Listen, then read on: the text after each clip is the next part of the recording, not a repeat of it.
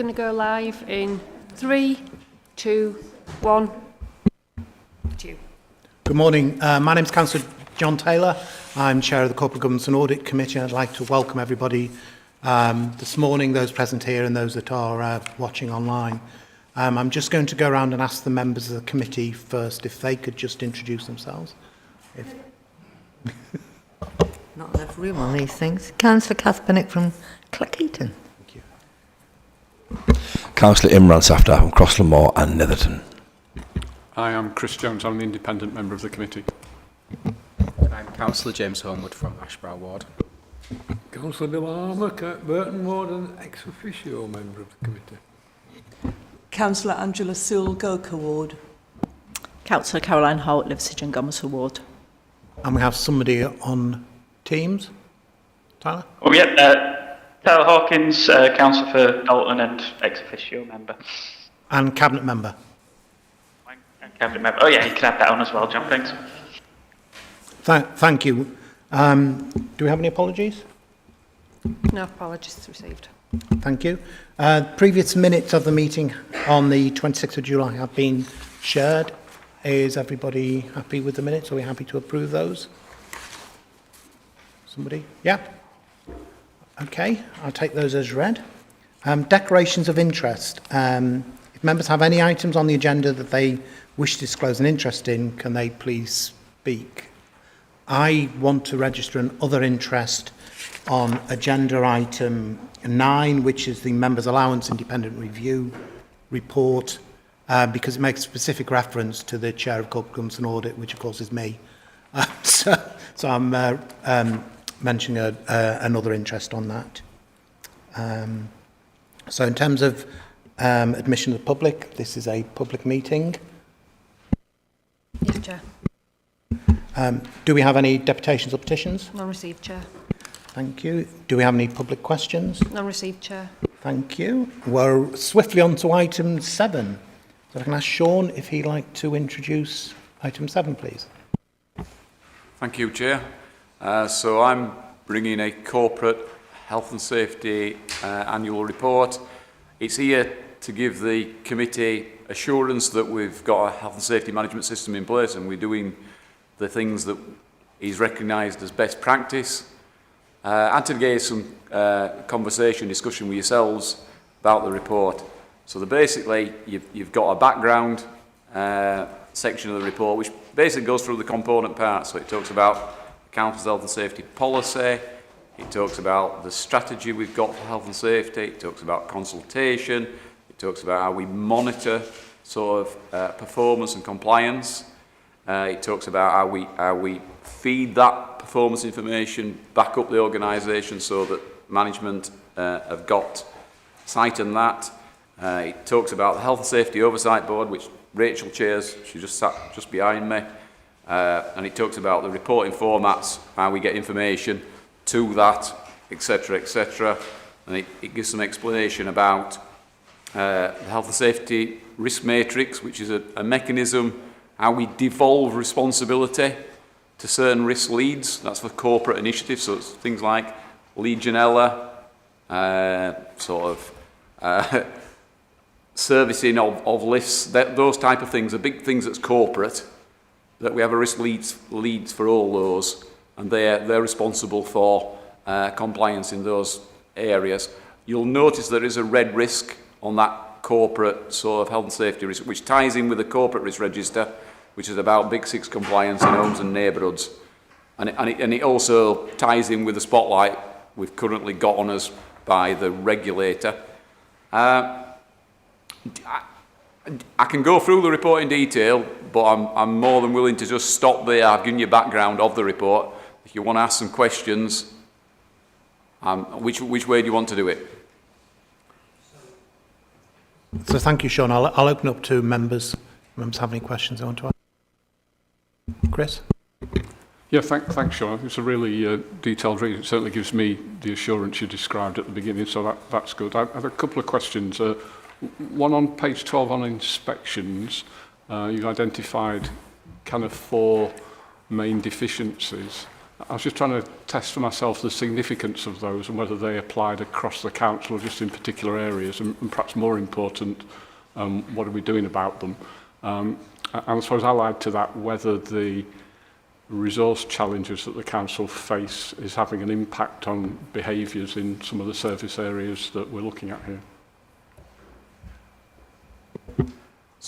So some of those findings of inspections, audits, you can nearly replicate that across a lot of organisations because it's a standard stuff: inadequate risk assessments, non-compliance with certain regulations, lack of health and safety performance monitoring, and poor housekeeping. There's some of the basic components. So we are trying to address those at a service level. It's never going to be perfect. We're a large organisation. We do complex things, diverse things across that. So it's the whole emphasis is about trying to focus our efforts where the greatest risk is. So that's what we're trying to do. It's not perfect. I wish I could say, yes, we've got a solution for every one of those. Unfortunately, we haven't. We keep sort of like, we do monitoring, we work with managers, we've got competent managers in place. So there's a lot of strategies being played out to improve things, and hopefully, over time, culture is a, you know, anybody who understands culture, it takes a long time to turn the curve on a culture, and it's a constant theme. We've got to keep going. The organisation is changing, and that brings challenges in itself, and we have to work through those challenges. It's not going to be perfect again. I mean, we've got different pressures in different parts of the organisation. I'm not getting fed back. We're not taking health and safety resource out of the organisation. So that's a clear statement that's been put out there. But we have to work within our budgets. So I could just come back at that. So I was having accepted the assurance, it seems to me that good health and safety management systems are founded on risk assessment. So if we're saying that you constantly find inadequate risk assessments, that's a bit of a concern. And good organisations do comply with specific regulations consistently. That's not a cultural issue, that's a different thing. So I suppose I'm just trying to bridge what the bit on inspection says with your introduction, that maybe others can help me with. But I had a second question, which was about the risk matrix at the back, if I may.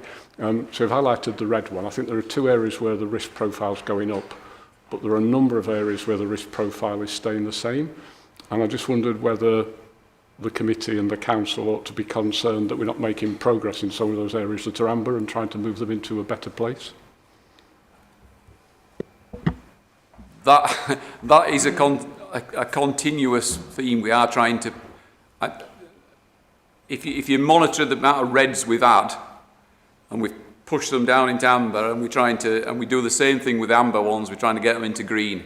But inevitably, some of the things it's a risk management process, and we might have to accept, with the limited resources we've got, that some things are going to be amber because that's just the nature of it. Let me give you an example. I don't know if this is a good example, but tree management.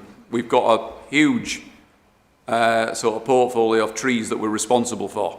We know Ashley Ibach is going to be a problem for us going forward, but we've got to manage that aspect within the budgets we've got, and we've got a strategy in place. But it's probably not, without us throwing a lot of money at it, and I mean it would be probably 6 figures above what we're already spending to bring more inspectors in place to inspect all these trees. It probably is impracticable with the risk, so that we'll have to manage that risk at an amber as opposed to it getting to green.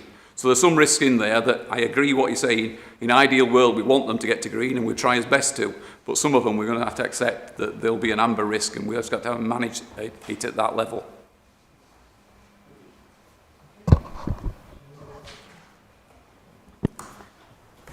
Thanks, Sean. I've got a couple of things. Riddle accidents, there's 7, was it, or 8? Can't remember. But riddle means if they have to be reported.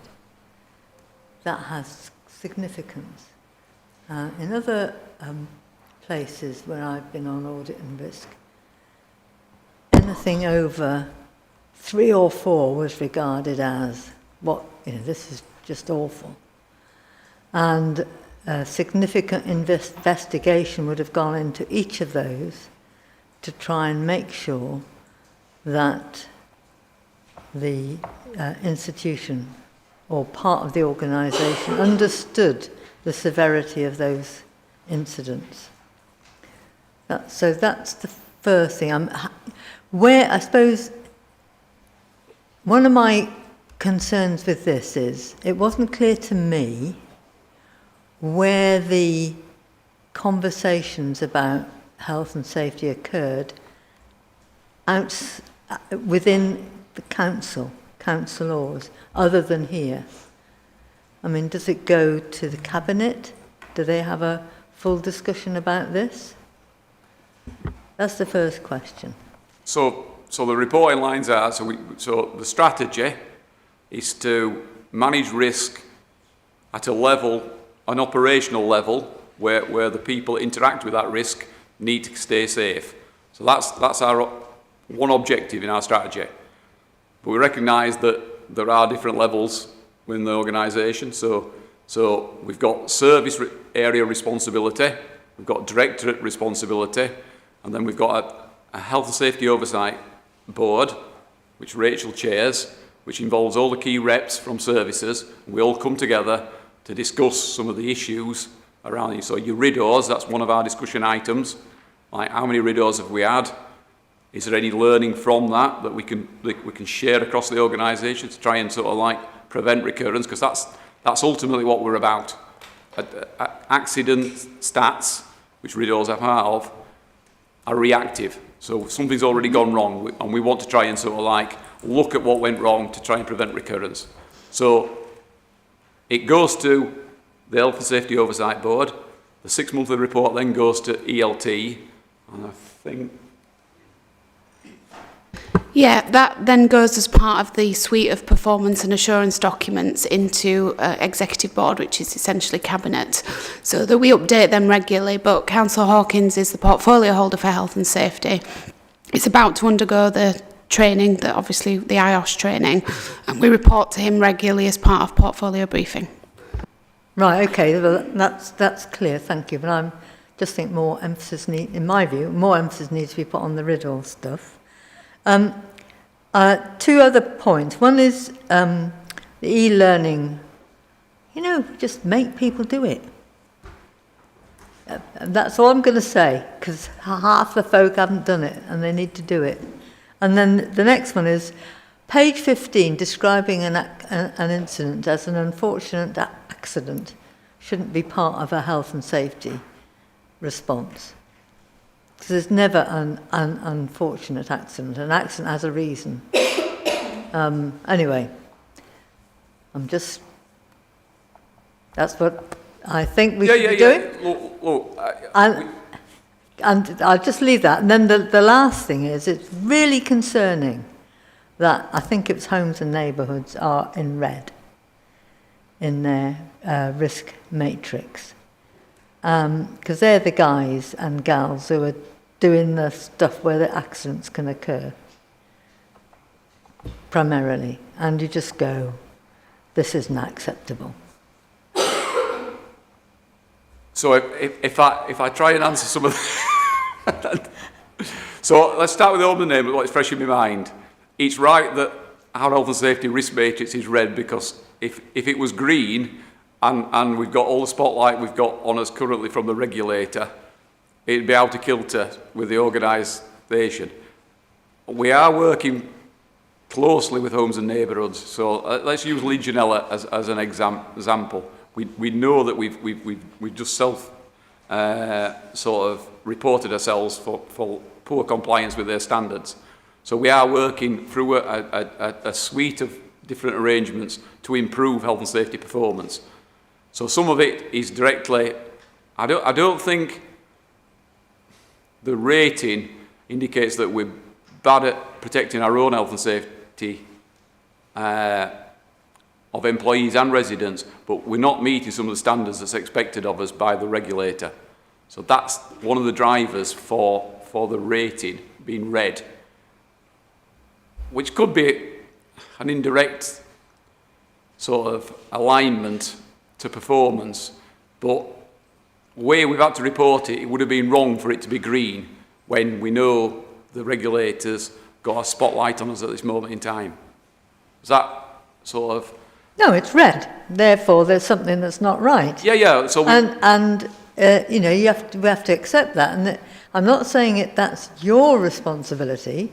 Actually, it probably is the homes and neighbourhood area that they've not been aware of changes in legislation or worked fast enough to try and adjust. Absolutely, and part of that governance in homes and neighbourhoods, we have a Building Safety Assurance Board which looks at their performance, and we're working through a suite of different measures to improve that performance so that we do take account of all the changes that need to be made. Just remind me what the other questions were, because my memory's... The other two were just comments, really. One is about the e-learning. I mean, you just have to force it through, don't you? Make people do it. We are... It's a challenge, and to get... So that performance data you've got in there is anybody that's got an active account, so it's basically a computer that can log onto the council's network. That performance data is about people doing the mandatory health and safety training. It doesn't include some of the operational... No, I appreciate... Because they've got a different way of recording their training. Yeah, we do. We recognise it needs to be better. I can't defend it. And we want to get everybody certainly over 50%. Everybody. And certainly higher up to the sort of 70s, 80s. Yeah, everybody. Yeah. It's work in progress. If you need the support of this committee, I'm looking at the chair, I'm sure he will provide it. Yeah. Well, I've got Rachel behind me, and she's chair of the Health and Safety Oversight Board, and she certainly makes my life challenging at times. I'm going to bring James in, if that's all right. All right, yeah. Yeah, just sort of two things. So firstly, just following up on the thing about the e-learning, and heard what you said, but I think one of the things that we notice in this committee sometimes, I think it's like the language that we use as well. So when I read it, it says, this is the uptake of mandatory training. Well, my view is you don't uptake mandatory training, it's mandatory, so you do it. And I think the way that and this might be a wrong impression, but the way the impression you would get is that you have people in the organisation who maybe their line managers into, oh, please, would you mind doing this training? When actually it should be, you need to do this training, otherwise you won't have a job, because it's important that you've done it. And I think that's just when you talk about culture, I think that's just the way I think. And also, I get the problems maybe with lots of, the way that we monitor it, but then when you look at senior leadership, we should be able to know whether they've done it, and we should be able to have that 100%, shouldn't we? Because that should be doable. The only thing I just wanted to quickly ask, and this might be too specific on one of the risks, but when I looked at the incidents and stuff, there's quite a few that relate to the sort of arm and hand vibration stuff, and there's also carpal tunnel, which I don't know if that's kind of linked between the two, similar or not. But on the risk on that, when you read through it, one of the actions it says is that we don't procure new equipment under a certain rating unless it gets approval or whatever. And when I just read that, I was thinking to myself, well, what about old equipment? So do we have lots of older equipment that doesn't meet that standard? And as a member of staff, is it just pot luck as to whether you get the new equipment that's got less vibration, or the old equipment that's going to give you this hand and arm thing? So I don't know if you can answer that question, but it just stuck out to me that if we don't procure new stuff, what does that mean for what we've got today? So on the procurement side of things, we always, as part of our hand-arm vibration strategy, is to procure tools that vibrate less. So that's in the strategy, that's our aim. Existing equipment needs to be maintained in accordance with manufacturers' instructions. By doing that, it should ensure that the equipment continues to give off the level of vibration that it said in the original data, so it's safe. any high-risk equipment we're trying to phase out. That's part of the strategy. We want to phase it out. We don't want people using it. Yeah, we've got good occupational health screening in place. That's why some of those riddles that you're seeing now are being picked up. It's because the occupational health side of it is working. It's not. I want to be. If you invite me back next year, I want to see them riddles right down, because we've got over the hump or the problem that we had. But we know where we want to be. Trying to get there is not as simple a drive as it might appear. Especially the latency from you using an edge trimmer or whatever it might be, to you actually being diagnosed with an occupational illness. So part of the screening is it picks it up at an early stage so we can intervene. So we have got strategies in place on the AF side of life. The e-learning, to answer that question, we've chosen, and it'd be easy if we could just say, right, if you don't do mandatory learning, we'll take away your right to have a laptop, access to the council system. That's probably a bit harsh. We try to go from a restorative point of view and encourage people to do it.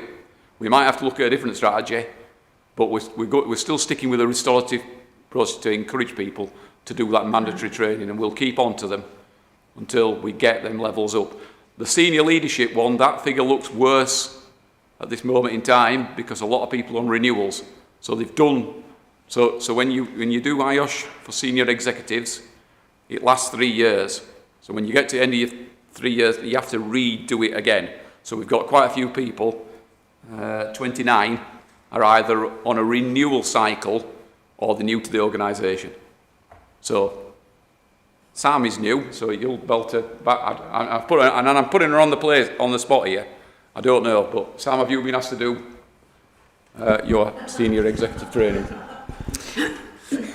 Not as yet, but I might be within the 3 years because I went in my previous role. Yeah, that's why then. Yeah. Can I just quickly say two things on that? So I think that's fine. I think the problem we had with it is that it doesn't really say that. So presumably in your figures you can say of people in the 3 years, 100 or 98% have done it, and then there's some of you. So it's just that helps, because if somebody was looking at this outside, they'd think, well, you know, we're not taking health and we're not taking the training that seriously. But I get the point that I'm sure you're correct in what you're saying. Just quickly on the other thing around what you just said about the equipment and stuff, that was useful. I mean, I was just reading again because it was a couple of days since I read it, but I don't think it actually says that in the risk. Some of the additional points you made about how we deal with like existing equipment, how we monitor, didn't say that. So do you know what I mean? It looked very much like it was just about forward. And, you know, obviously we do, you know, we've got colleagues today using equipment and we need to make sure it's safe for them. I'm just going to come in on both of those points, and I think the points that James is making is very, very valid, in that this is the information that's in the public domain. That's what the public are reading. That's what our members of staff will be reading. And if they're being chased by their managers to do the mandatory training and they look at this and see only 66% of the senior leadership have done it, they'll go, well, why should I bother when I've got these other things I need to do today? So what we publish is what people see. So it's reflecting, and this is not just for this report, it's for all reports that come to this committee. It's about thinking, you know what it means, but maybe get somebody who doesn't know it to read it before you publish it. Because they would go, well, it's really, have a third of the leadership team not done anything? And you go, no, it's this reason, that reason. You go, well, that's what it needs to say in the report then, isn't it? Yeah. Well, we can't fix what's there. No. It's there, but I think it's a valid learning, and it's one perhaps, I'm looking at all officers now, to just reflect on about, are we making sure that the report is giving the right information to the public that have no other knowledge or no other information? I think that's the point, on both those points you're trying to make, really, James, isn't it? I mean, it's not criticism at all, Sean, but it's just a learning for the future, isn't it? Absolutely, Councillor Taylor. And the valid points. We're trying to be open and transparent, and we've been open and transparent. Sometimes it can paint a negative picture at times, And I assure you it's not. If you look at the accident stats, we've tried to do a comparison between national and ourselves, and from the accident stats point of view, we're performing well.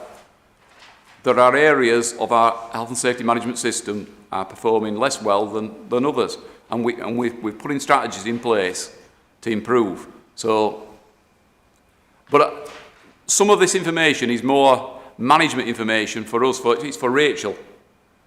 I take it on board, Councillor Taylor.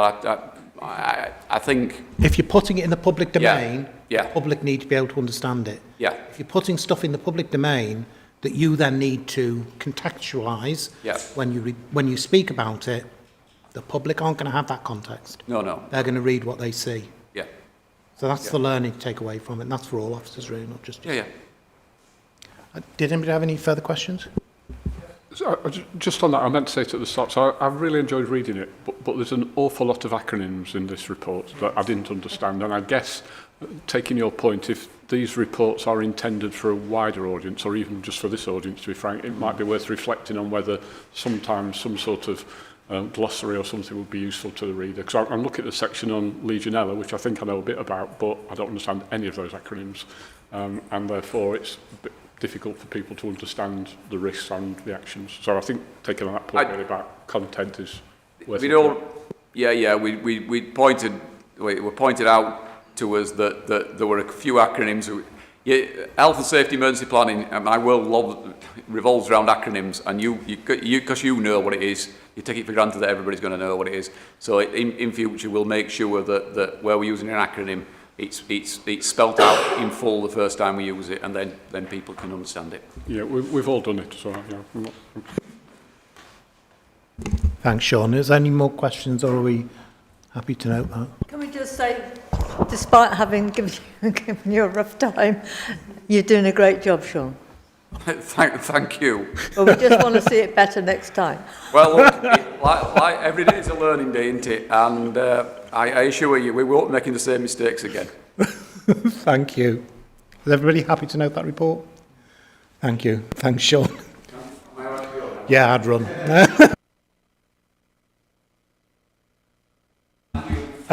We'll move on to our next agenda item now. Okay, all right. Morning, councillors. Morning, everyone. For those that don't know me, my name's Erin Wood, and I'm the Information Governance Manager and Data Protection Officer for Kirklees. I'm also full of cold, so I do apologise for sounding a bit nasally. So today I'm bringing to you the annual report for 23-24 for information governance, and hopefully you've all had a chance to look through that. This report mainly identifies and showcases our compliance figures with a lot of our statutory requirements and legislation. So in Freedom of Information and EIR, we saw quite a significant increase in requests over that last financial year. And benchmarking with our other West Yorkshire counterparts showed that they saw similar trends across their areas as well. We do know that some of the increase can be attributed to some of the financial challenges, obviously, that the council have faced, and also in relation to a lot of the consultations that we carried out in that year, such as the CalCols consultations and some high-profile planning applications as well, saw a significant increase in FOIs being submitted to us. We have managed to improve compliance somewhat in this area despite that significant increase in volume, but we're still working to improve that compliance further to meet the ICO standard of around 95% compliance. We also saw a significant rise in the number of subject access requests or SARs being made.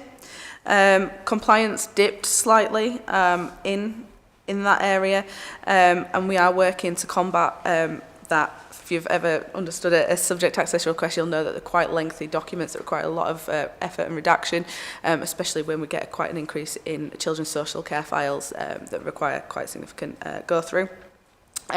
We still are holding on to a backlog of SARS cases, which is still being worked on by the team, and the ICO is still working with us to help with the management of that backlog.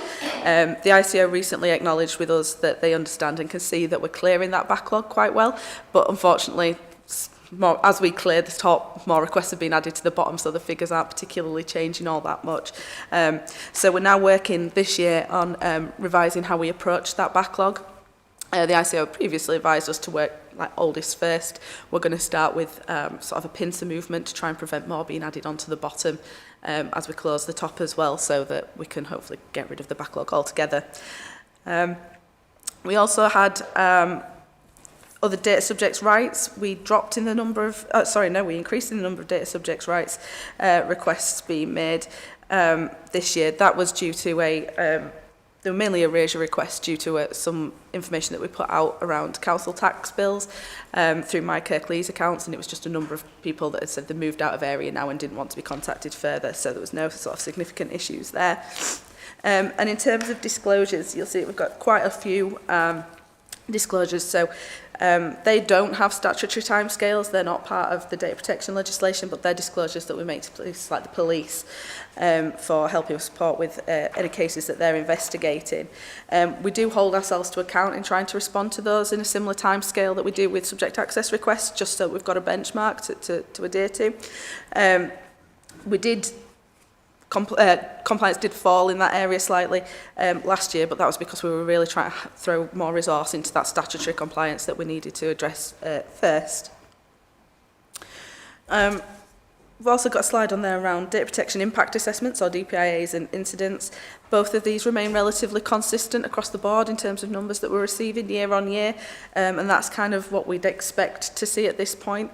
I don't want anyone to be alarmed by the number associated with incidents there. It's actually quite positive that we're getting slightly more incidents reported, because this goes to show that our mandatory training is working and people are recognising these and coming to us for support and help to manage these. A lot of these are what we call low-level type incidents where I might have emailed the wrong colleague or something like that. We only had one incident that we had to report to the Information Commissioner that year. Excuse me. In terms of DPIAs as well, to help engage staff, we've been piloting a new process for that, which we're hoping to launch in Q3 this year. The pilot's gone quite well. We just need to take that back through the Information Governance Board to have that sort of seen to.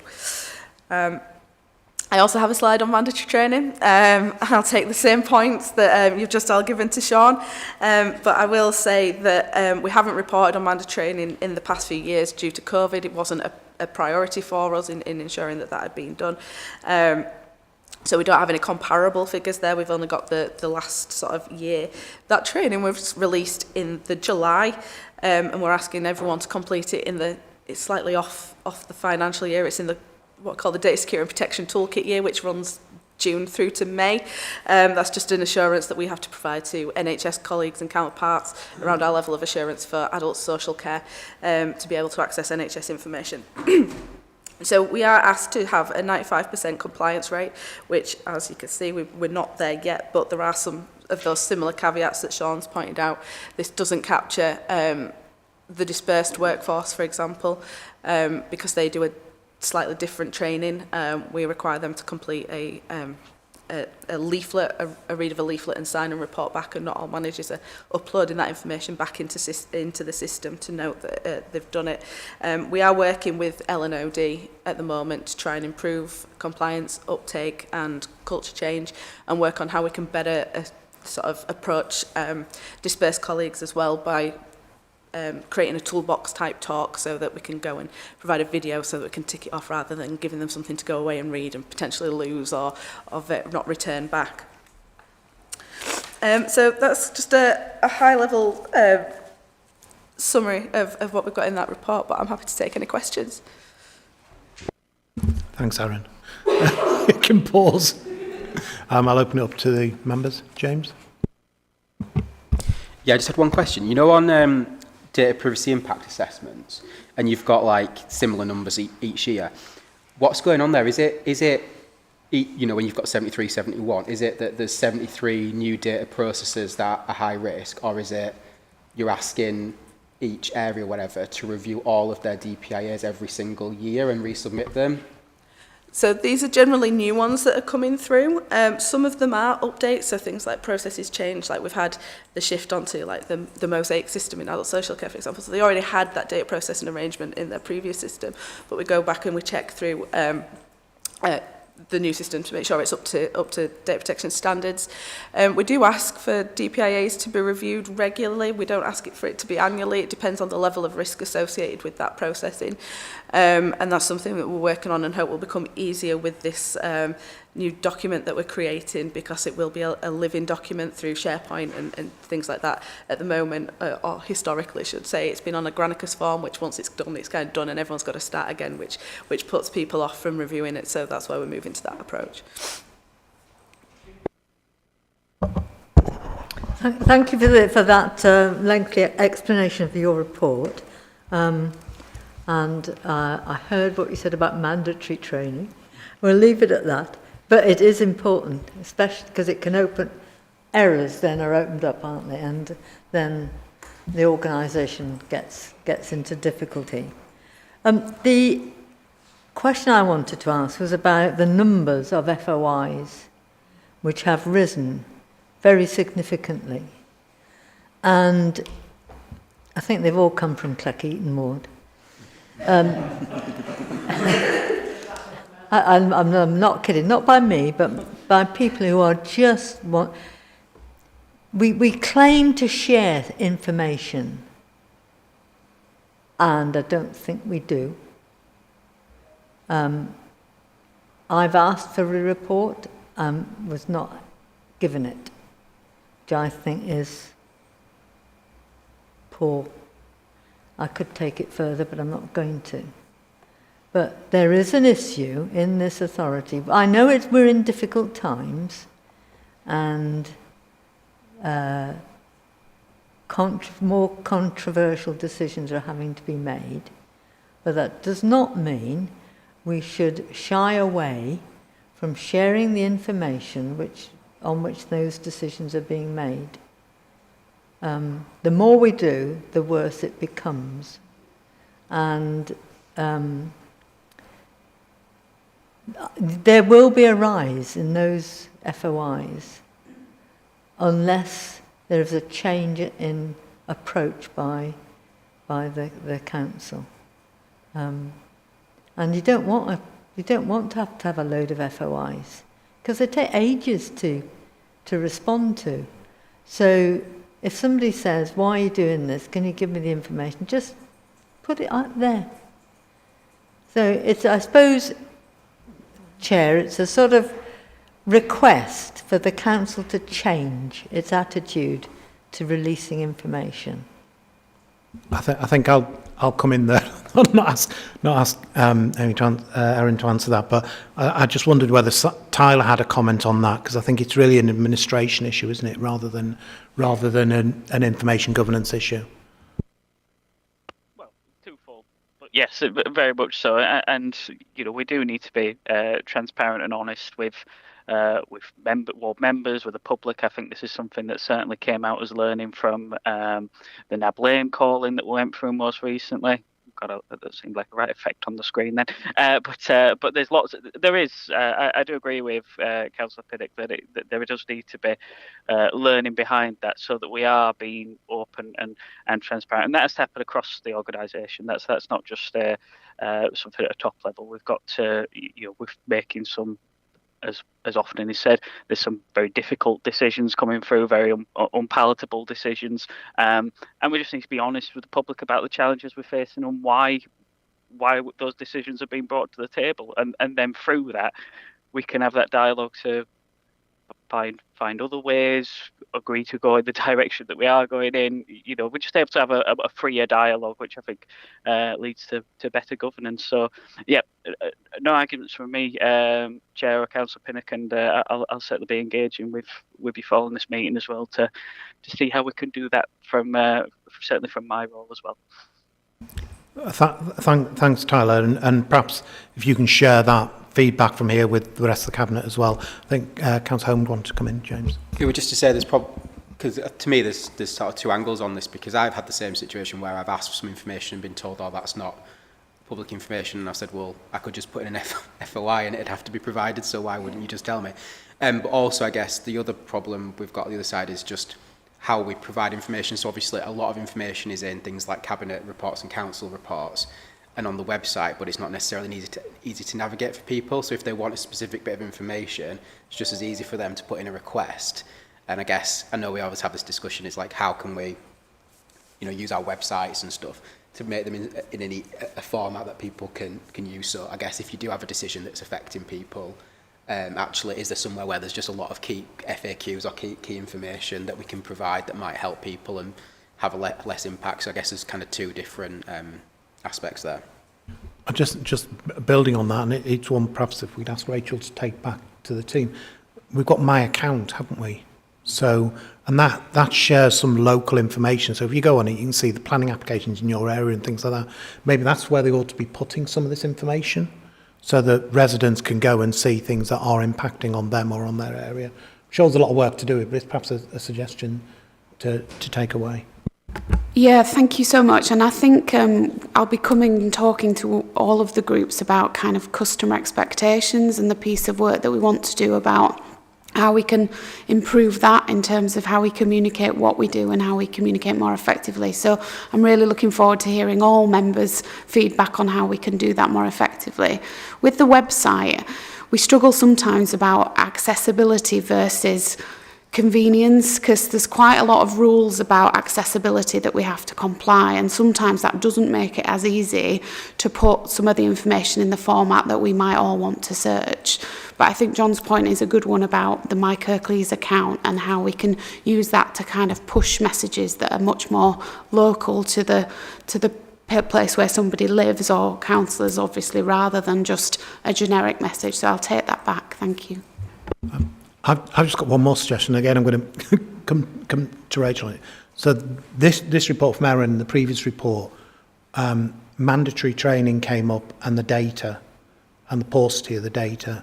And I just wonder whether we could perhaps ask at some point in the future, Rachel, and I'm not sure whether it would be the HR team or the IT team, perhaps come and talk to us about how we use IT to help us manage mandatory training and what we're doing to try and get it into a fit state, so that actually we've got something that we can have a bit of reassurance and confidence about. Because I think at the moment what we're saying is we do have some information, but nobody's got any confidence about what it actually really tells us. So I'm not sure which team it would be, but could we make that ask that somebody comes and talks to us about that? Yes, very much so. And actually it's quite timely, because Councillor Hawkins has asked me to look at a review of mandatory training, because you tend to find that a lot of people want things to be mandatory, and actually we need to focus on the things that genuinely need to be mandatory, as opposed to, you know, other things that people might want people to have. And clearly in adults and children's particularly, as well as some of the operational services, there's a much more in-depth training programme for people as part of induction because of the roles that they undertake. But we've recently centralised the training functions so that we can do that fundamental review about what are we actually expecting people to do, how do we manage inductions to make sure everybody does that and clearly get that. So it's timely, so I'll bring it back at the right moment in terms of that. I just wanted to ask, so it's sort of skipped over. Sometimes when we ask questions as councillors, it's because it's time sensitive. So when you're wanting answers from wherever the source, whether it's online or whether it's FOIs, I know we've got an FOI that's July and we still haven't got an answer to it. So now the time has run out for us to actually query or change what we do. So we're stuck sometimes as councillors because we're not getting access to information in the time that we need it. And it's not that we're doing it too late, it's just the information isn't coming back. So if you can give us a solution why either council officers aren't speaking to us or we're forced down the FOI route because of non-compliance, as it were, with information being shared. Okay, I think we'll take that one away and have a look at that, because it's probably that particular instance that we need to have a look at. Yeah, well, I think we'll take that one away. I think, Chris, you want to come back in? Yeah, on a different subject, if you've finished on that, which was about information security incidents. And kind of agree that a steady increase is a positive sign. But I'm just interested whether there are any kind of particular hotspots or any themes that emerge from those that we should be aware of or the council should be taking kind of stronger action on. Yeah, so the general themes we see are people sending things to the wrong person, generally, whether that be email or postal. Most of the time, that's not really, I don't want to say not significant, but, you know, we can recall it if it's internal, or, you know, we might have sent the wrong report to someone, we can pull that back. Only very rarely do we send something very sensitive, you know, like a children's file or something like that, and that's when we fully go into like root cause analysis mode, and we'll work with that service to understand what happened and how we can prevent things. One of the things that we're finding is some more of these sort of what I call more straightforward incidents like that are occurring. Obviously, everyone's under pressures and things like that. People are doing things without double checking or what have you. So we're just putting out more and more information, more and more support. We're trying to change the culture. There's still a bit of a perception of, you know, you're going to get in trouble if you make an incident, and that's really not the case unless you go out of your way to purposefully do something, which is generally an offence. Which, you know, has been known to happen. But you know, it is an honest mistake, and we're here to support and help. And I think we've started getting that message out through going out and doing face-to-face training again now that sort of the pandemic's kind of cleared up a bit, and people are starting to work with us rather than sort of fear us coming in as well, which has definitely seen a significant culture change, and hopefully we can just sort of start taking more time and to do that training with them, and people just start taking a little bit more care. Very rarely is it like a massive system error that sent something out to, you know, 100 people incorrectly because there's an incorrect mail merge or something as significant as that. Members, do we have any more questions for Erin? Or I'd just like to thank you for your report and getting through it as well. Thank you. Clearly, struggling a little bit today. But yeah, I think we just need to note that report, don't we? So if members are happy to note that. Thank you, Aaron. You can escape if you wish. And we're going to move on to the next agenda item, which is agenda item 9, which I think, Lee, are you presenting for us? Thank you, Chair. So this report is the report of the Independent Members Allowance Panel. I'll just start with a little bit of context for new members that are here. This committee has responsibility for kind of the oversight of the scheme, and it will make recommendations on amendment and adoption of the scheme to full council.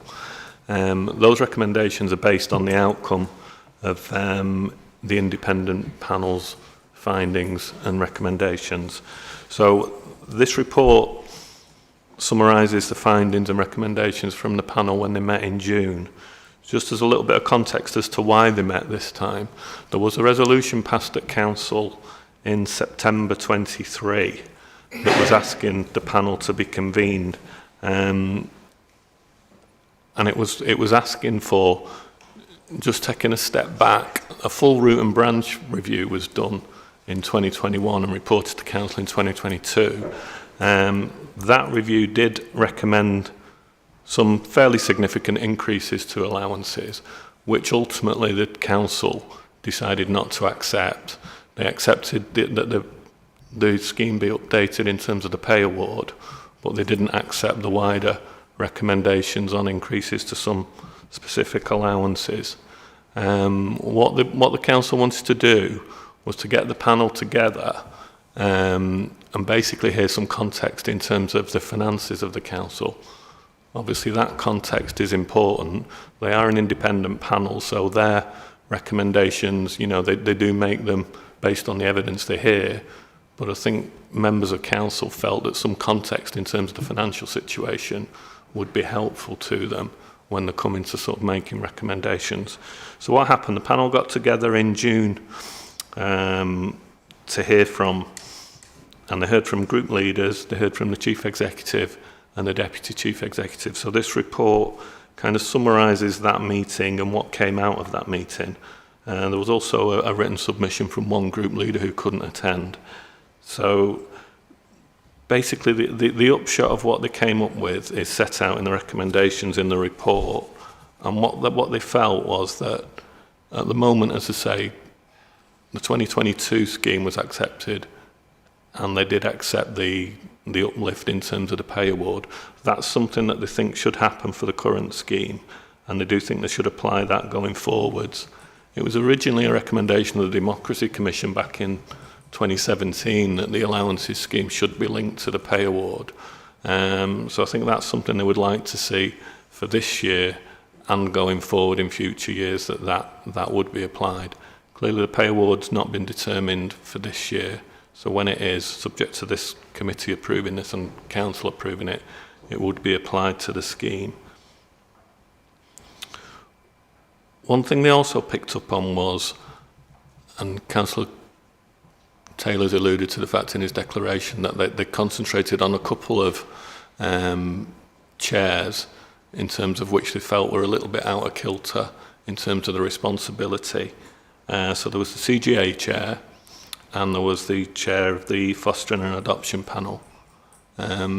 Members felt, based on what they heard, that the chair of this committee obviously has a substantial role in terms of some of the statutory responsibilities. Obviously this committee signs off the accounts, it kind of has a significant function in terms of the council, it meets regularly, and they felt that the allowance that was paid for that was maybe a little bit out of kilter with some of the other committee chair allowances, and they wanted to look further into that. Similarly with the Fostering and Adoption Panel, they felt that that was a role that was, their view was that it looked on the face of it to be kind of underpaid in terms of some of the others, considering the amount of time that was needed, the kind of statutory element to some of the children's services issues that they come up against. So going forward, they would like to look at those two specific allowance SRAs and come to a recommendation for potential amendment. The final one that they wanted to give some further consideration was in terms of group bandings. This came as a suggestion from one of the group leaders that attended the meeting, and the panel were interested in exploring this further. And what it relates to is, at the moment we have a system where the group leader is paid in terms of the specific bandings for how many members you have in a group, and depending on that, depends on what your allowance is. The suggestion was that it might be worth looking into a kind of flat rate allowance for a group leader, so all group leaders get paid the same allowance, and then they get a specific uplift per member. At the moment there's kind of bandings in terms of if you're a group leader between 2 and 6 members, you get so much, similarly 7 to 19, 20 to 29 and 30 plus. So I think the feeling from the panel there was some kind of cliff edges where, in effect, a group leader who's got 7 members in the group could get the same allowance as a group member who's got 19 because of those bandings. So it was a suggestion, and it was something they were interested in looking at. Obviously, if the panel do look at that, they'd have to do some financial modelling and how it would work out and any unintended consequences, but it was something that they were interested in. So in terms of going forward, as I say, in terms of process now, it will be for this committee to refer on to full council if you're happy with the recommendations, or if you've got any issues, we can consider them. So it's referred on to full council in October. Obviously, council will decide whether to accept the recommendations.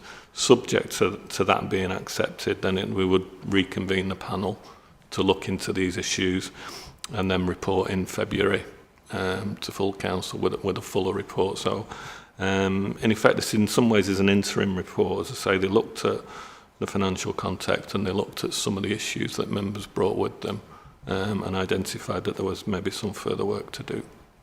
So just before I bring members in, just to clarify, Lee, because when you were talking then, you talked about the chair of the Fostering and Adoption Panel, but the report talks about the members of? Sorry, panel members. It is panel members. Panel members, sorry. Okay, I'll open it up to members. I mean, I've always had a very straightforward approach to this, which is if you have an independent members allowance panel, you accept what they say. because otherwise there is no point in having an independent members allowance panel. And you get yourself into all, the council politically gets itself into all sorts of difficulties if it starts messing around with what the panel says. So that's always my starting point. All I would say is, I'm not sure that we should. There's no point in us agreeing to the last two recommendations. Surely that's up to the panel. If they want to come forward and look, they're just giving us a forward thought about what they might want to look at, which, you know, I have no problem with. But I'm not sure we should be, that we need to agree to it, is where I'm coming from. Yeah, I would accept that in terms of the panel, what they want to look at and the criteria that they want to look at is for them. But I think you're right, it's maybe just kind of, not forewarning, but yeah, it's just telling us, which is fine. Yeah. But I don't think, because I think that impinges on the independence of the panel. If they're asking us to agree that they should do that, that's not what this should be about. It should be about they do what they want to do and what issues they want to have a look at. So personally, I don't want to agree to those. So I think, just for clarity, in terms of the report itself, under point 2, it's got 5 pieces of information in terms of recommendations, and it's the last two we're talking about, isn't it? Yeah. Yeah. So it's a suggestion that if this report was to go forward to council, they were removed and the recommendation would be the difference. I don't know, is it all right if I bring James in first? Yeah, I'm happy. If that's the will of this panel, then we can do that. That's no problem. I think we'll still make reference to it in the body of the report. Just to, that's fine. Yeah, sorry. The only thing I was going to say on this is that that's fine. I think it's just I'm not entirely sure what the process is. As in, obviously, review bodies review what they're asked to review, don't they? So I know this has been a discussion in the past when you have government peer review bodies and say, oh, we recommend 2%, and people say, oh, well, they've recommended 2%, yeah, because the government told them to recommend something within a particular range. So I don't know what the review body expects. So do they expect to be told, review SRAs based on, we're happy with where they are now, should there be any increase, for example, or are we saying, actually, we think some of these are actually wrong, we want you to start from scratch and review the whole system? Because I think that's 2 different asks of that review body, isn't it? Whether we're just saying, yeah, we're happy where we are, review it against, any extraneous factors such as inflation or whatever, or levels of pay more broadly, or whether we're saying to them, which I think is the point in some of this, to say is actually we think some of our group schemes, for example, are not right. They don't work appropriately. So we'd like you to look at, is there a better way of doing that? And would they do that unless we ask them to do it, if that makes sense? Their terms of reference are quite wide in terms of what, they will look at, what they think is appropriate in terms of the allowances scheme. At the moment, as I say, when they've done this review, they've kind of focused in on a couple of areas. Whether we take that by definition that they think the rest of it is okay. I think when they come to look at it again, subject to council approval, they will look at, when they're looking at the 2 that they've mentioned, obviously in context of the other SRAs, that will come into play. So I think it will be looked at in the round. And as I say, the terms of reference are wide, and as I said, the full root and branch review that was done in 2021-22, as I say, did suggest a lot of different things which weren't accepted by councillors for whatever reason. That doesn't mean that a further full root and branch review wouldn't or couldn't happen. Did you want to come back, James?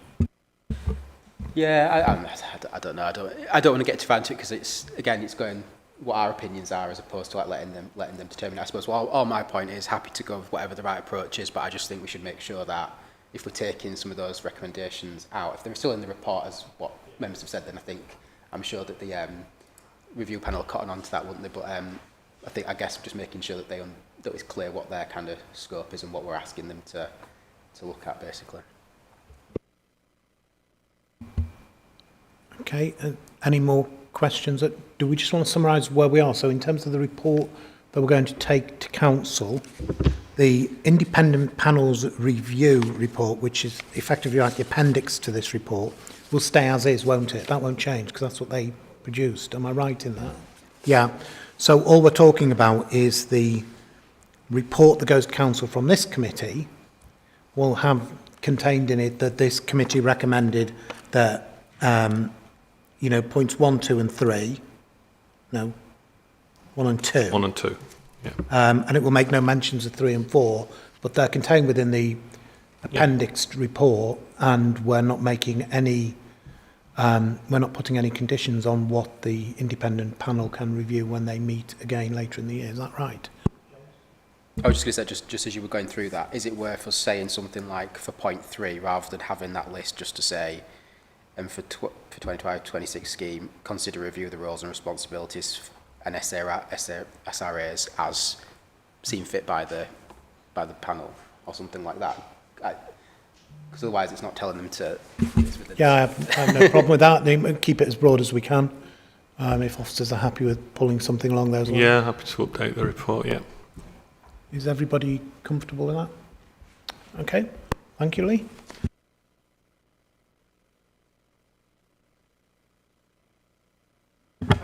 Yeah, thank you, Chair. Morning, everyone. Martin, just before you, Tyler's messaged to say that he needs to go to another meeting at 12 o'clock, so he will be disappearing in half an hour if we haven't finished. Just so members are aware, if there's anything we need to pick up with a cabinet member after that, I'll pick it up offline afterwards. Yeah, thank you, Chair. Morning, everyone. So, we agreed, traditionally we used to agree the audit plan for a whole year at the start of the year. And as a more recent modern practice, in inverted commas, if there are such things in internal audit, it's now felt that you should set your audit plan half yearly, or as some people suggest quarterly, but I think that's not quite often. That's too often, really. So what I've brought you today is the second half plan, based on the provisional plan that I shared with you back in April. So, for the benefit of members who went on the committee back in April, what's the objective of internal audit? To try to give a sort of organisational assurance that its business processes operate with a reasonable degree of success to achieve the objectives of the organisation. And that's what the plan is based around. We don't do everything every year by any means. We don't have enough resource to do that. Some things get done once every 2 or 3 years. Those are the things that are the most important, or the things which create the highest risk. And some things are done less frequently than that, down to the extent to which they theoretically could be done, but probably never will be. So what we have is an amount of resource, and I have to try to recommend to you a way in which that resource can be distributed.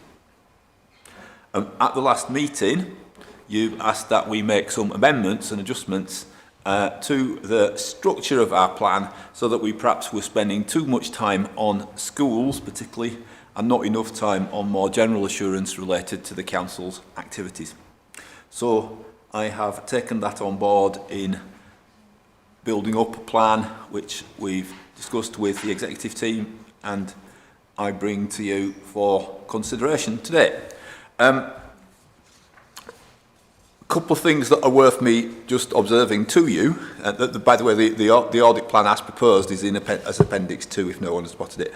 So a couple of things worth observing to you. It is based on the resources we've got. That's probably slightly below the level that the organisation needs in the medium to long term to address the issue of getting a broad level of assurance. So we are running to the point where we need a little bit more resource, and I'm in discussion with senior colleagues about resourcing a little bit more for next year.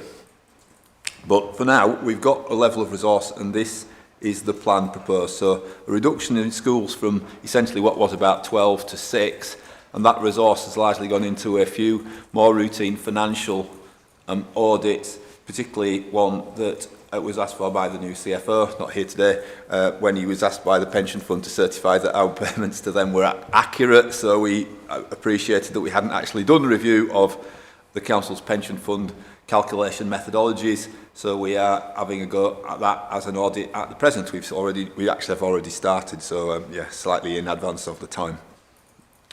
Otherwise, we have a set of audits here, some of which are fairly routine, like fuel procurement, and other of which are at a much more high level, like safeguarding and personal care type areas. And again, I probably should have mentioned as a reminder for new members that these are not all financial audits. Traditionally, people think about auditors doing financial work. It also includes risk management and corporate compliance with process like, for example, safeguarding tends to only have a financial consequence if you don't do things well, like you get sued subsequently or things like that happen. But the direct operation is not a financial process, whereas fuel procurement and control is something which has a lot of financial areas in it because it's about buying something that is extremely desirable to steal. So just as an example, so that's sort of examples. So we have here the audit plan. The principal changes from last time around are, as I say, we've added in a couple of things like the pensions fund proposals, and we've taken out 2 or 3 ones which are more difficult for us to resource given the skill mix team. And we will hope to be able to do those next year. There is one that's for a slightly different reason, HRA damp and mould, and that's because that's subject to quite a lot of scrutiny already, and we think it's better to actually look to see whether the proof of the pudding is in the eating rather than sort of interfering while the pudding is still being proven. So that's where we are on that. So that's where we are. Just a little observation about what do some of these terms mean. They are all described in English, but not necessarily, but they might not be understandable. The one that's called council tax support claims processing, that's the council tax reduction scheme and compliance with that. So that's it. Thank you, Chair. Thank you, Martin. I'm going to open it to the panel. If anyone has any questions on this item. Yeah, Chris.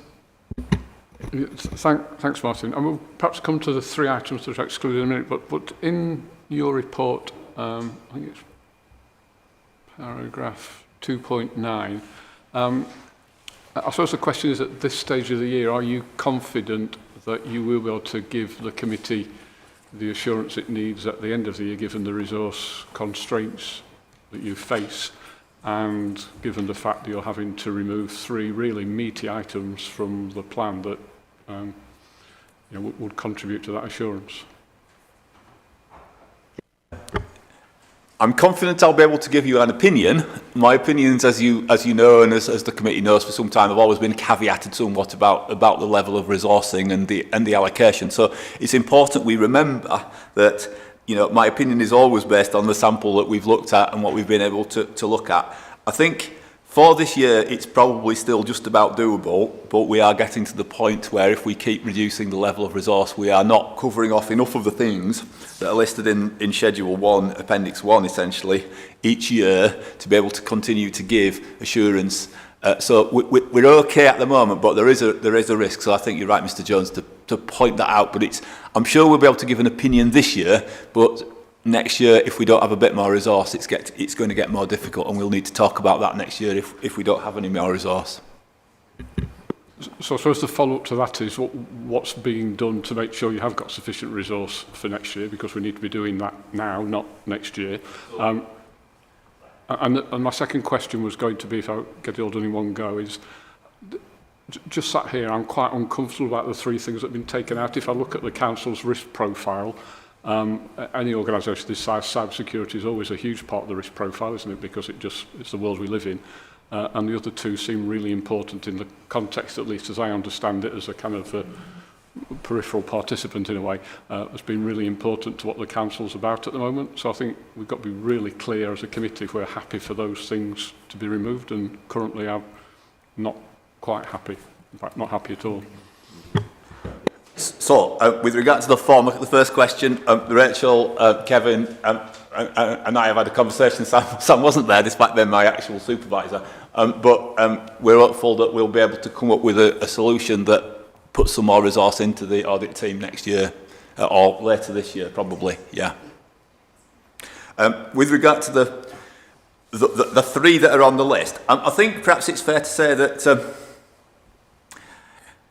the HRA mould and damp one we can probably substitute by rather than doing a pure audit, us having a bit more involvement in just keep checking up what's going on in the in the pursuit of the issues of damp and mould. I think Councillor Taylor's got some knowledge in his other source. I think is that right, yeah, Chair? I was going to come in on this one. So I sit on the Housing Improvement Board, which alongside that there is also the property.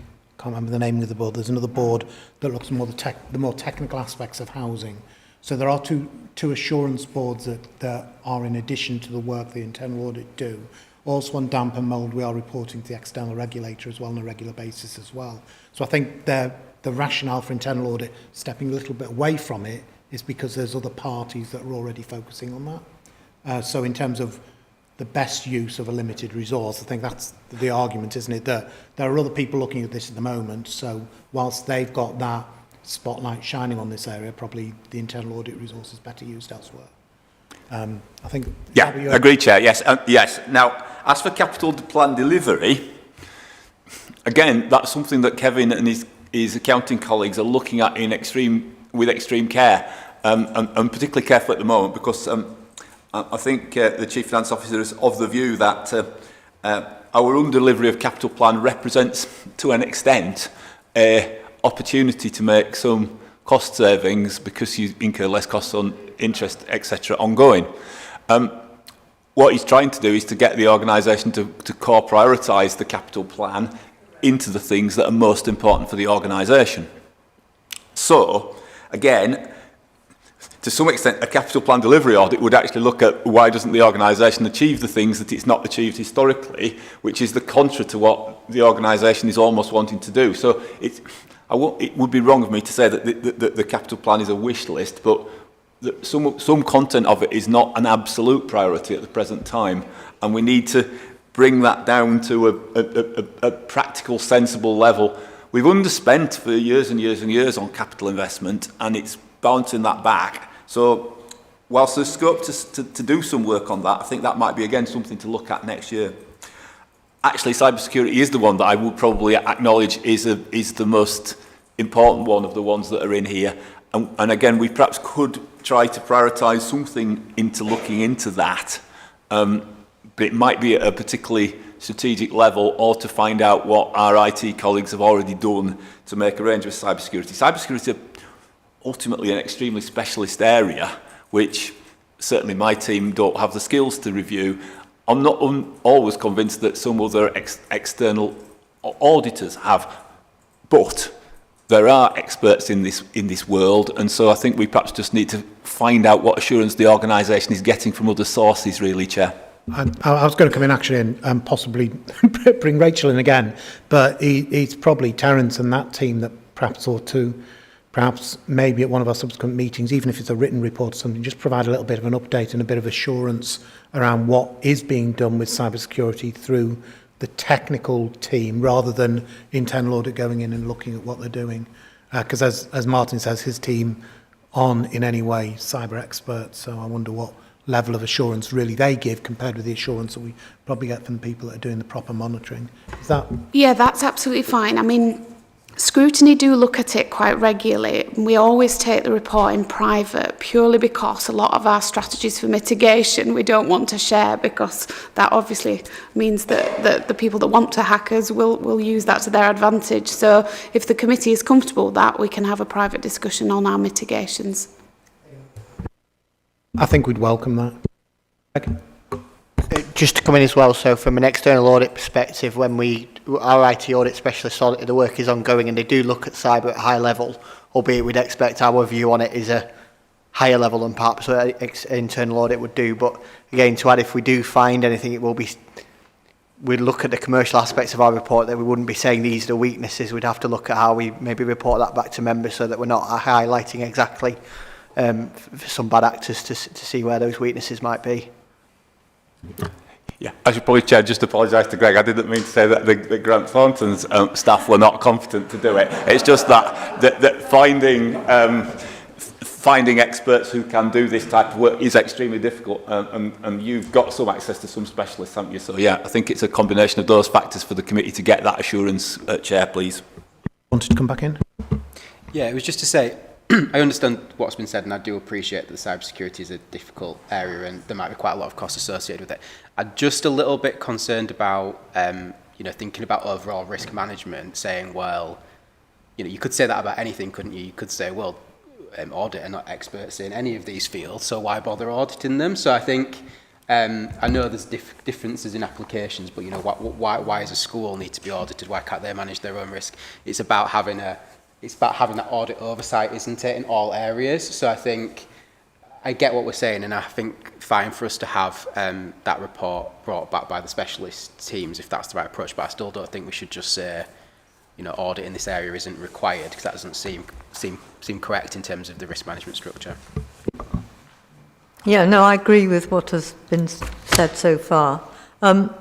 What would be interesting to know is how do this council compare in its investment in internal audit with other similar sized councils? So there isn't an awful lot of, there's certainly no published data, but we do manage to obtain some data from other local authority or audit teams. Our team is slightly smaller size than the bigger authorities in the area, and about the same size as the smaller authorities. But of the other authorities in this broad region, only a couple of them have a full range of services that Kirklees delivers. So other councils have outsourced more of their activities. So, for example, as an example, Calderdale doesn't have a housing function, nor does Bradford. So Leeds is the only. Yeah, but then they have to employ an external company to do the internal audit, don't they? Yes, but their internal audit team has a lower coverage profile than therefore we do, because we audit the housing. Oh, I see what you mean, because they've externalised. Yeah, so if you think a lot of their Calderdale's, okay. So if you think that that the housing revenue account constitutes a quarter of the council's net turnover, or rather less of its gross turnover, then you can sort of see what potential risk profile that has as against the rest of the council's activity. So how are we going to make the case then that we need more investment in internal audit if I can't get any details? Well, like I said, there are some details. I'm sort of, because we're obviously in public, it's slightly unfair to discuss the affairs of other local authorities. So I do know a little bit more, but and I can tell you if you wish to in private, but I'm giving you a broad overview of where we are in terms of size. Because internal audit is really important in alerting the council to areas of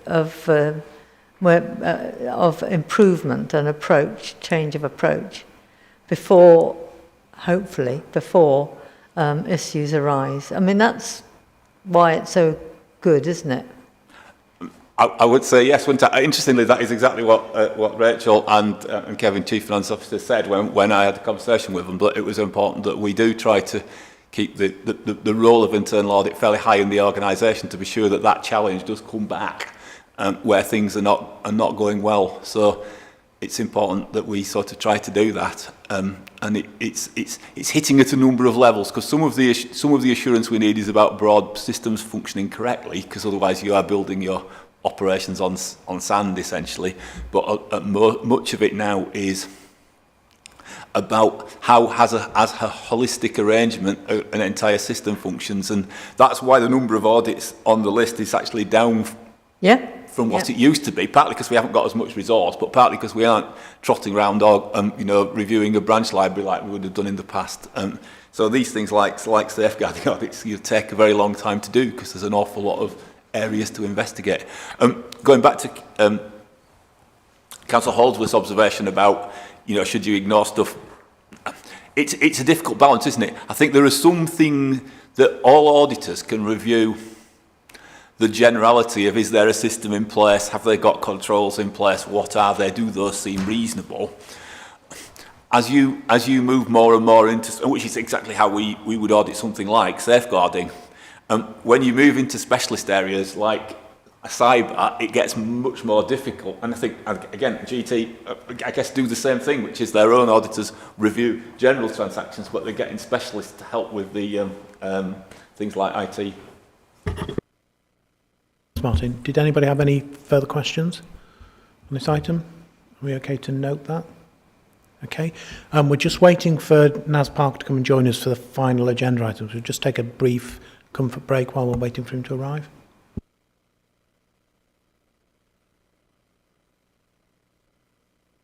I'll use that to head to my next meeting then, Chair. Thank you, everyone.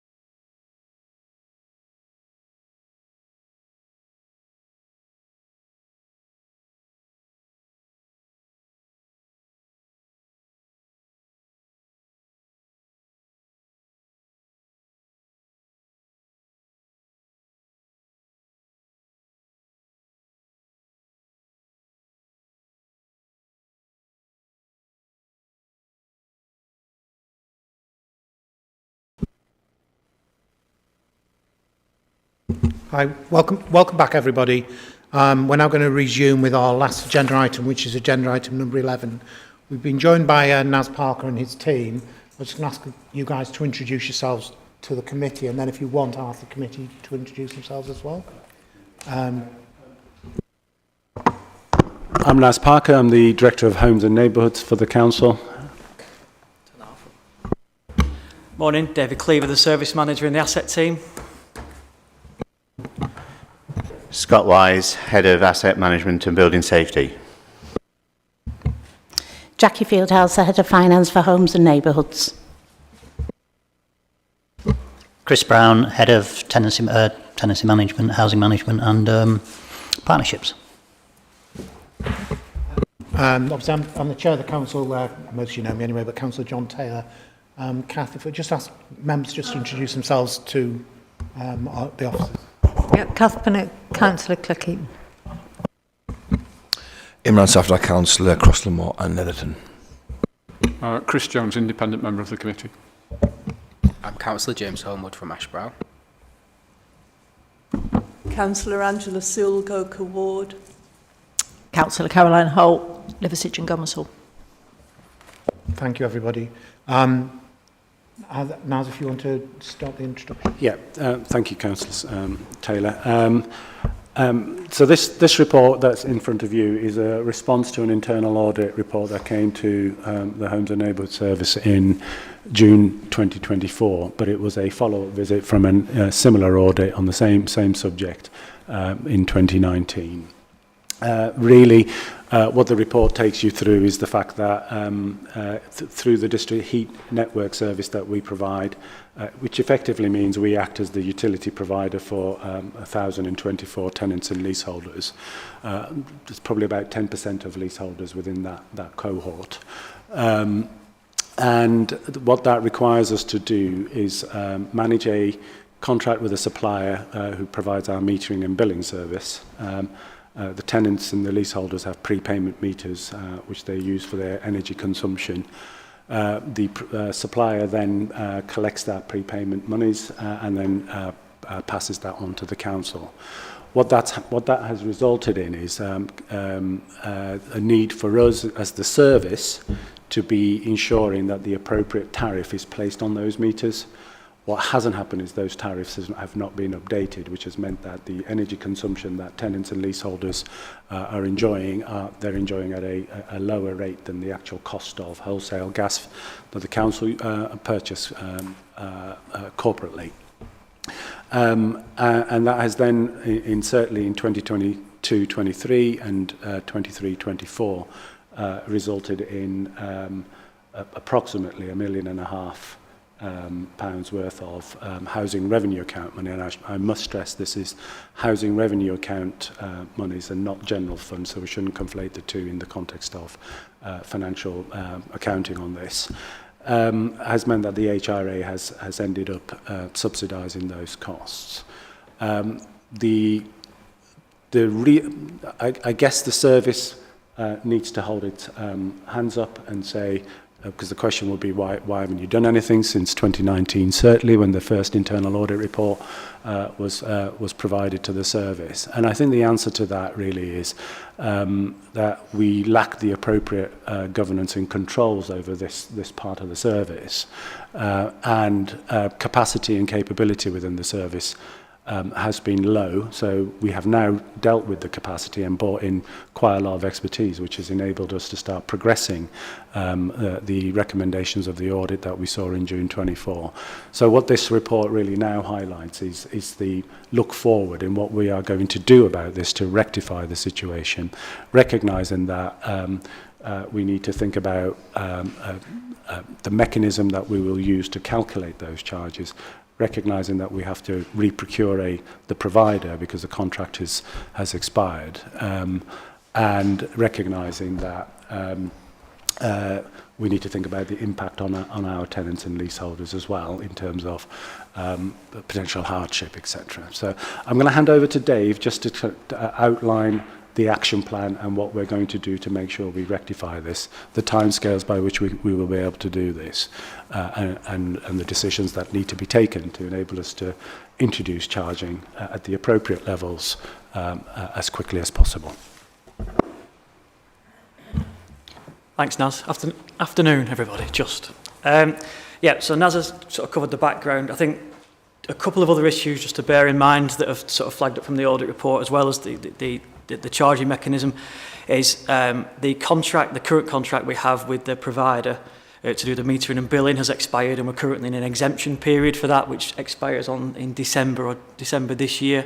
So that again will need reviewing and looking at. And the photovoltaic PV dashboard contract has also expired, and I can go into detail separately if people want to know that. But for the context of today, those are another couple of issues that just need to be bearing in mind when we talk about the actions that are required.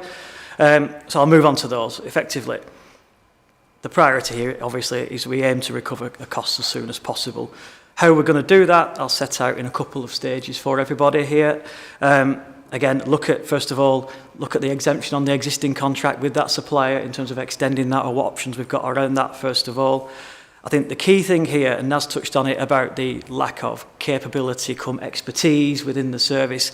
We are going to appoint a specialist consultant to come in and work with us to pull all this together in terms of billing, strategy, networks, and work with us to provide us with that very detailed, specific information and knowledge that we just don't have within the service. That's something different that we're doing now, and we're on with that with procurement colleagues, and we've got a couple of frameworks lined up where we think we've got some suitable consultants to work with, and we're progressing with that imminently, and that's been going for a couple of weeks now. Other things, again, we talked about governance. I think it's in section 6 of the report, but generally what we've done is we've now set up a corporate project team that covers all of this. So this is everybody, all the relevant stakeholders within the service and the council are in this project team now. So everybody knows what's required, what the plan is and where everything sits. And within that, there are some dedicated roles. So we've got strategic leads, service managers, team leaders. So that, again, is set out in I think it's section 6 of the report. Notice we haven't put names in there of people, we've put roles. So whoever's in that role will have that role throughout the period. I think, again, it just gives you that assurance in terms of where we are. What else have we done? I think in terms of planning and moving forward, so behind this now we've produced a realistic timescale for implementation, and there's a high-level version of that in section 7 at the bottom. What that does need is more detail put in behind it, but at the moment those are just the stages in the next quarters of the year for you in terms of what we plan to do and when, and obviously that does need working up into more detail, but just to give you that assurance. And also at the moment what we're doing is the district heating expenditure is now fully accounted for within the HRA, so we've got everything in view there in terms of where we are. In terms of risk, if you look at that, section 7, apologies on the report, again this is high level, so we've put some high level risks on there. You'll see that most of them are high at this time, with some mitigation in there. Again, we'll be working through that with that project team to provide more detail in terms of breaking those risks down and those mitigating actions into more of a detailed action plan that everybody can see, everybody will own, and will be able to track, report and monitor against those. And I think generally that's it. So the last bit is the timeline, and the appendix 1 at the end is the new governance structure. So this is governance structure across Homes and Neighbourhoods and the asset team. It shows you where the structure is, and this group sits on the third line from the bottom on the right hand side. District heating, it's not shaded, it's a bit blurry, it's a clear box on the right hand side. So we've set that district heating project team in with the existing structure that we've got, so it fits in with all the other lines of governance that we've got. So everything is in view, everything goes through the same reporting, decision-making and governance mechanisms that we've got in place for everything else. So everybody is cited at the right level, on the right levels of information and decision-making. I think that covers it. How's that?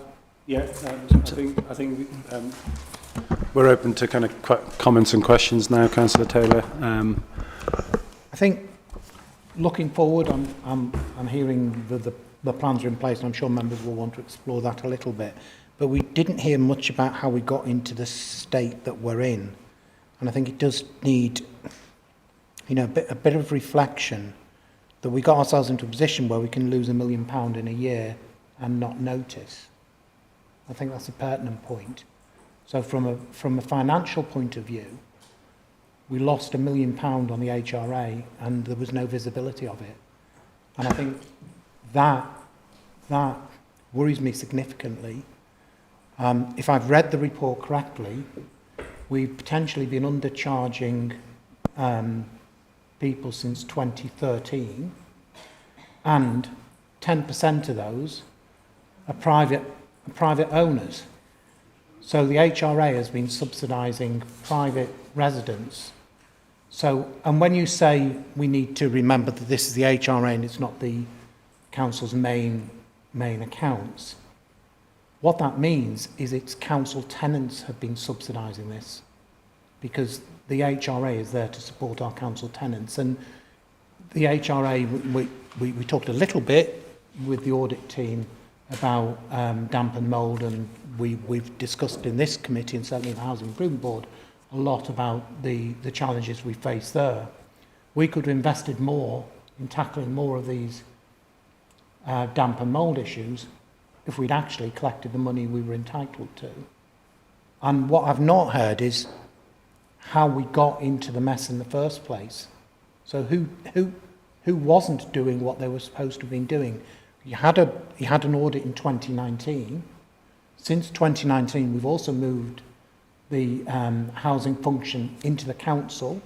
We had an ad hoc scrutiny committee that was running for a while, looking at bringing it in-house.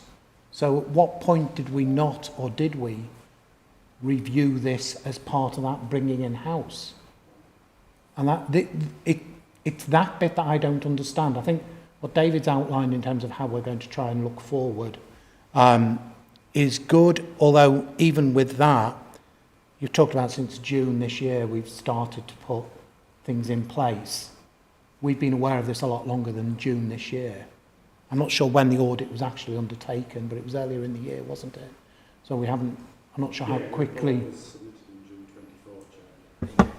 Sorry. The report was submitted in June 24.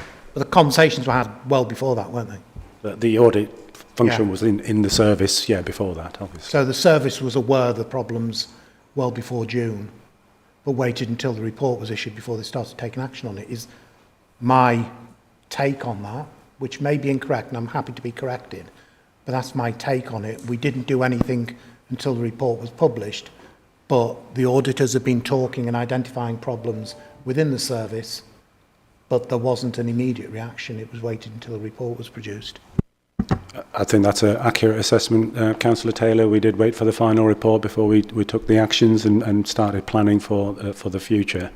To answer your question around, so what's happened since 2013, it's really difficult to try and get to the bottom of 11 years worth of not managing this contract in the way we should have done. The number of changes that we've had, both in terms of leadership when it was the ALMO, the number of changes we've had in staff and capability and capacity since then, and to sum it up, I genuinely believe that it's been a lack of governance and controls that have not been in place, and when those controls weaknesses have been pointed out, we haven't responded quickly enough. So to try and get down to who was managing this contract, where was it being managed, where were the failures, is quite a challenging thing when you go back 11 years.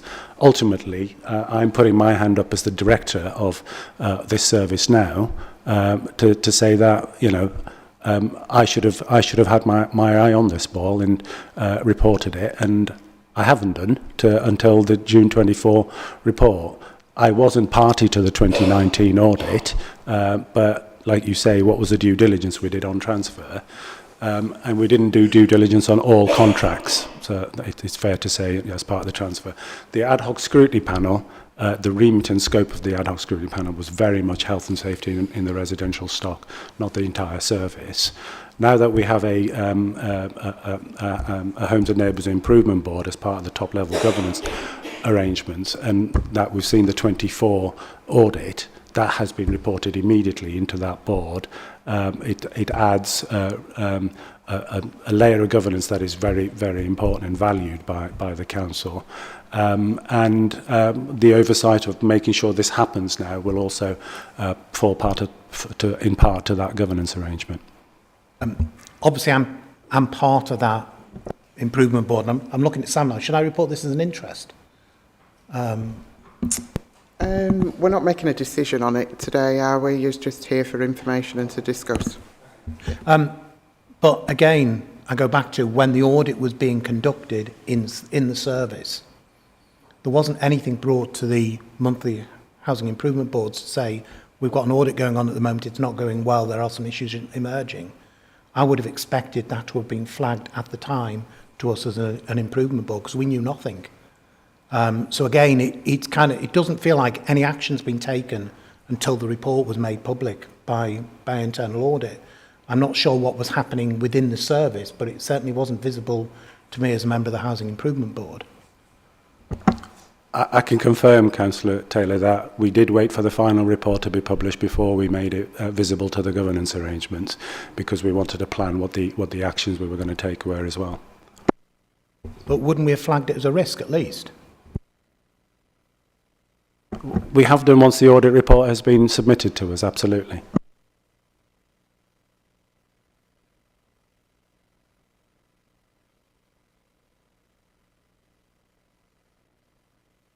Oh, sorry. I'll bring other members in. I may have other questions, but I'll allow other people to come. Yeah, if you'd like to come. Just a couple of questions of fact before we have a wider discussion. So there's 1,000 plus tenants, leaseholders. Can you describe for me the sort of places we're talking about, sort of units we're talking about? If to answer that question, it's principally flat blocks, yeah. So so that's what I guess. Principally, then the Huddersfield ones. Huddersfield blocks, are they? Across the district, there's some in Dewsbury as well. They're across the district. They're across the district, and I think we've kind of done a little table in the report that kind of shows what the spread is. Am I right? There's an example of Chair, we took that out to try to shorten the report. But there are some in Dewsbury. There is Aitlands in Dewsbury, I think, is the biggest one, and then there's a number of others. A big one in Newsham, as I remember rightly. So they're basically high-rise blocks. They're not high-rise. Not high-rise. There are our lower-rise blocks where we've got communal boilers. Oh right, okay, right. That was the first. Just so I can get a picture of what we're talking about. And so then the next question is: could you put a sort of figure around? How much each household has,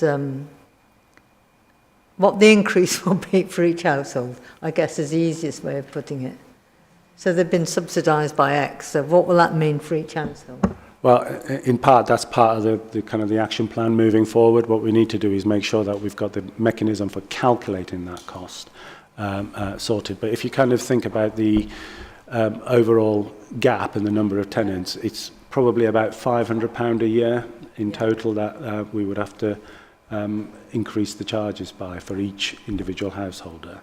So that's the impact that we need to assess and how you introduce that cost. But ultimately, it's a charge for the consumption of energy. Yes. If we weren't the utility provider, then there would be no choices, would there? No, I agree. I mean, because you've got to think of the bigger picture as well. Why should we be subsidising those folk, which is what's been happening, when others haven't got that subsidy? It's just the only, I mean, we've got to get this right so that people pay the energy costs, however hard that's going to be, as same as everybody else.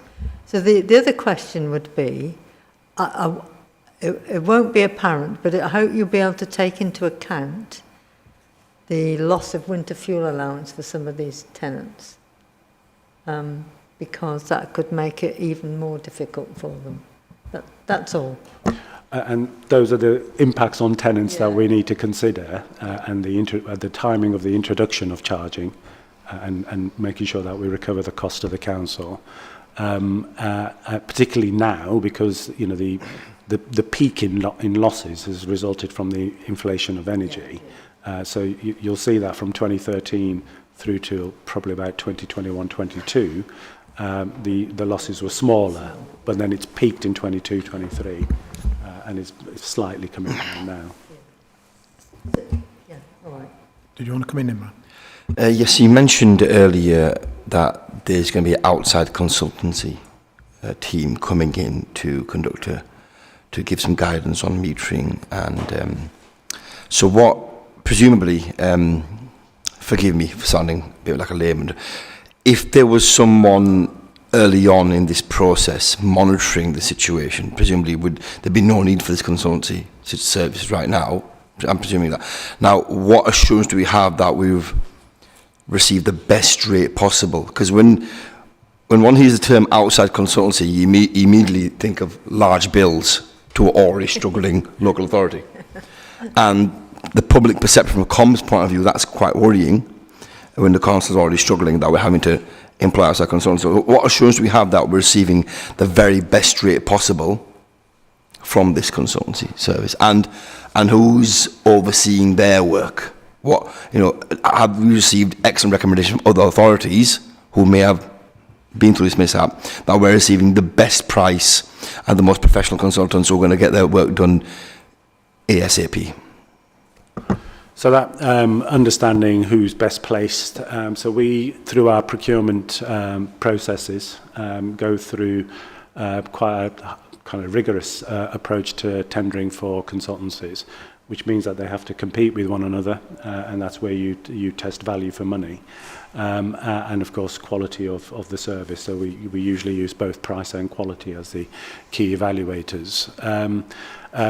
Dave has said we've identified some frameworks. Those frameworks will have been competitively procured, where value for money again would have been tested, and then we invite three of them then to quote in a competitive environment, again to drive price and value for money. The value for money equation isn't just the money, it's also the quality of the service and the speed at which we're going to get that response and get the resolution to what we need to do here. Did you have a follow-up? Sorry, so these consultants, they've been recommended by other authorities. Have they done some excellent work in other authorities that face similar challenges? Just to clarify, Councillor, we haven't procured the consultants yet. It's part of the action plan to procure them. So your points are well made about making sure we get value for money and making sure that we've talked to others who may well have used them. But we also get references as part of the procurement process. So it's as much as we can do as part of assuring you that that's how we go about doing it. I'm going to bring James and then Chris. Yeah, just a couple of things. So just following up on the consultancy bit, that's fine. I just when I listened to what the reasons you're having a consultant, I was a little bit struggling to understand what was the really complicated thing that needs to happen that needs a consultant rather than experienced people already within housing, and presumably we need someone who's going to manage it on an ongoing basis, not just at one point. And then the other thing I just wanted to say more broadly is that I've listened to what's been said, but I'm still not comfortable that I really understand what went wrong. And I think it's quite an easy answer to say, well, it's been a long time and lots of people have changed and we don't really know. That's probably not a good enough answer. And I suppose the main thing I'm thinking is, how can I be assured that within homes and neighbourhoods there isn't more of these things sitting there that people don't know about, because we don't seem to understand where the failure occurred initially. And I think we do need to understand, was the people in senior positions or not senior positions who walked past the issue and just didn't take it up because, for whatever reason. I think if that was what happened, we need to make sure that's really clear so we do have proper controls, because the worst situation, whether it be in homes or in another area of the council, we find out similar things are happening and we haven't got the right controls in place. So I think all fine, great in terms of move forward, but I think there is still some actions here on what happened. Just building on what James has said there, my worry on this is we can have £1 million loss to the HRA in a year and not notice.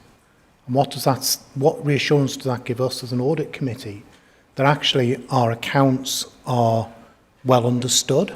Because surely we had an expectation of what our income would be in a year and what our costs would be in a year, and there were £1 million out, and it wasn't flagged.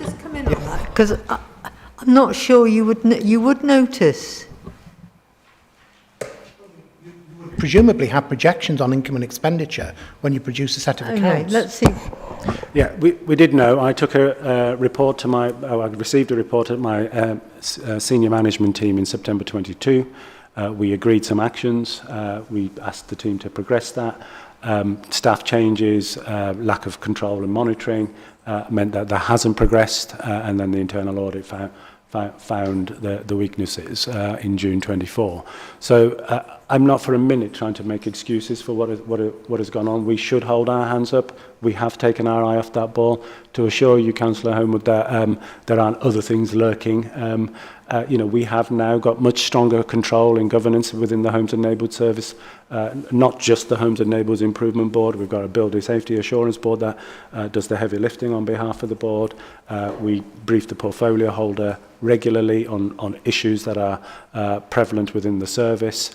We take it to Executive Board as well, and we have officer. The key lesson that we've learned is that the granular programme governance and controls weren't there, and that's what we have fixed, and you've seen that chart within the report that says from now on we will have that degree of visibility. So we did know that. So Councillor Taylor is right. We did know. We did put plans together to rectify it. We did not implement the plans in the way we should have because of that lack of programme governance and control. I suppose I want to pick on a couple of things, and I can see James lurking up there. It does seem to me not right that a service that's supposed to balance its income with its expenditure isn't being flagged up on a regular basis and some action being taken. It's indefensible in any organisation, I think. So I'm just, my question is more for James about financial control. If it's James the right person, as who looks at that sort of stuff centrally, and are there other services that should be balancing income and expenditure that maybe we need to pick up and have a look at, not just this one.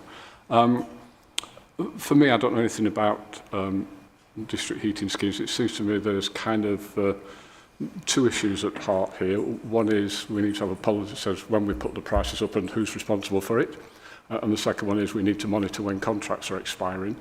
Those seem to me fairly simple things that don't need six-level corporate governance structures in place. I accept there is, you need to have some governance, but actually they're simple accountability things, I think, about a policy for putting up prices whenever we decide to need to put them up and making sure they're done. Is it that simple? Is there just those two things that lie at the heart of this? We don't put prices up when we should do, and we're not monitoring when contracts expire? I think that's the other point, that the funded money is collected by a third party and they tell us how much we should get as well. I think that's part of the problem, isn't it?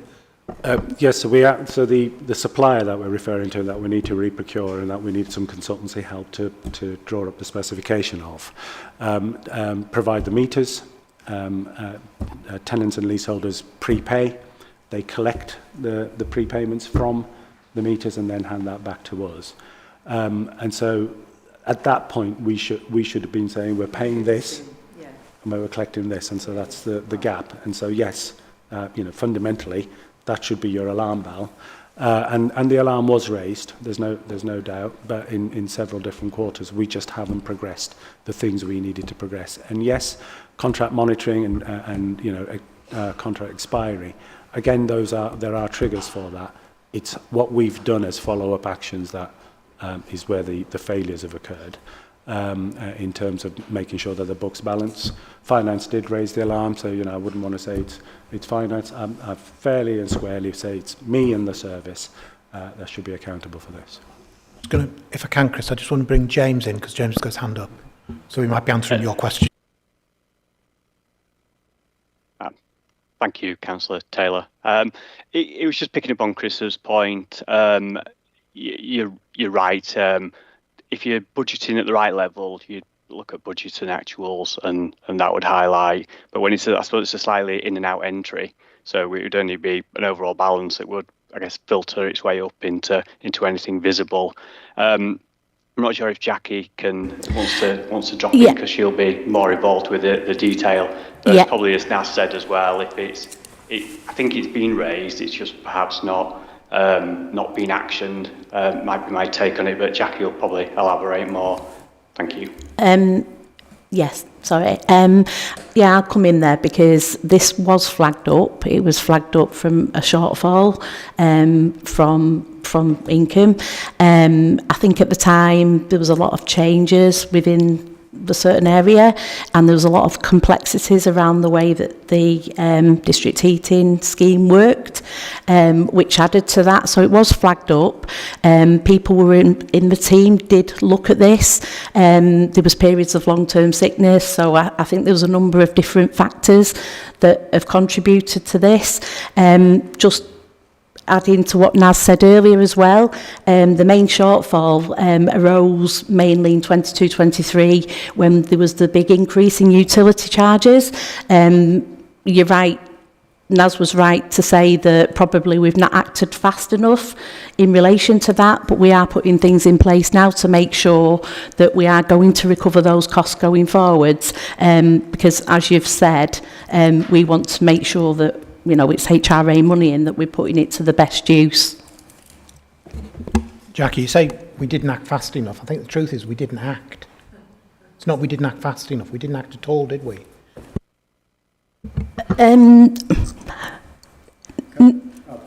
Yeah.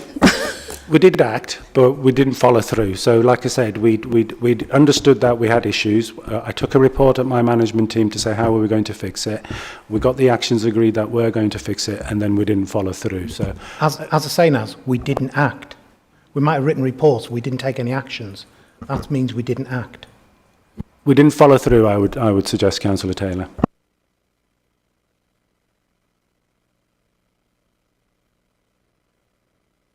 So I just had two other points which might not be for Naz. I suppose one was that comment about due diligence on transfer and whether that was adequate, and that's quite scary in it as a one-off statement that probably needs some exploration. I'm not sure we can explore it here, but that does feel unprofessional on someone's part if we're having major asset transfers and not understanding the full asset and liability transfer that's taking place and the legal background and all the contracts. That feels a bit odd. The second is a genuine question. I'm not from a council background, but is it remotely appropriate or lawful even for the HRA to subsidise private homeowners' energy bills? I mean, that just feels quite a scary thing as well that might need some resolution at some point. Other people who know more about this stuff than me were better placed to answer it. I don't know whether Naz or Sam, do you want to? It'd be something I'd have to take away, not Councillor Jones, Chris, sorry. I nearly elected you then, sorry. I'd take it away as a point for me to pick up with Naz, but Naz may be able to assist. There is something called the housing revenue account ring fence that kind of acts as guidance for the best use of housing revenue account monies.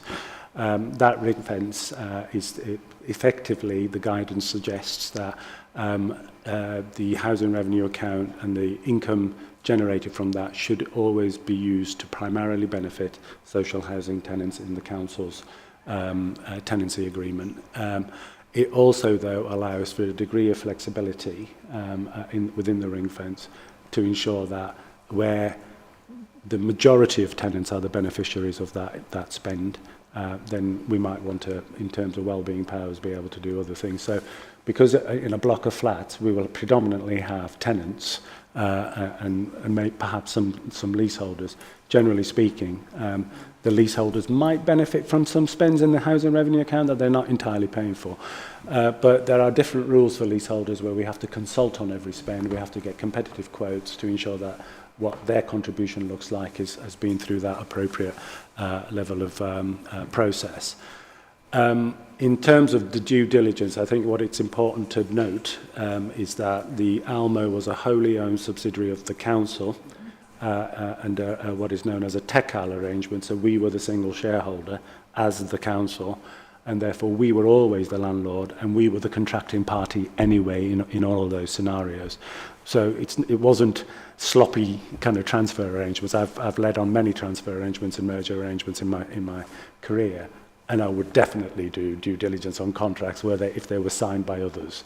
But these were signed by the council anyway. So, Just on that, Naz, on the ring fence bit, I think you're right about blocks of flats where the leaseholder may be getting some benefit, but the benefit is primarily for the social tenants. And that's like the maintenance of the communal areas or perhaps gardens or something like that. I think when we're talking about individual meters for individual residences, where we can see how much has been used by that individual residence, I think that's a different scenario really, because we know how much, or at least we know how much we've been told by the provider that individual flat used, and we know how much money was collected by that individual flat. So we ought to be able to work out what the difference is between what they contributed and what actually the cost to us. And I'm not sure you can say that there was some benefit for the social tenants and that.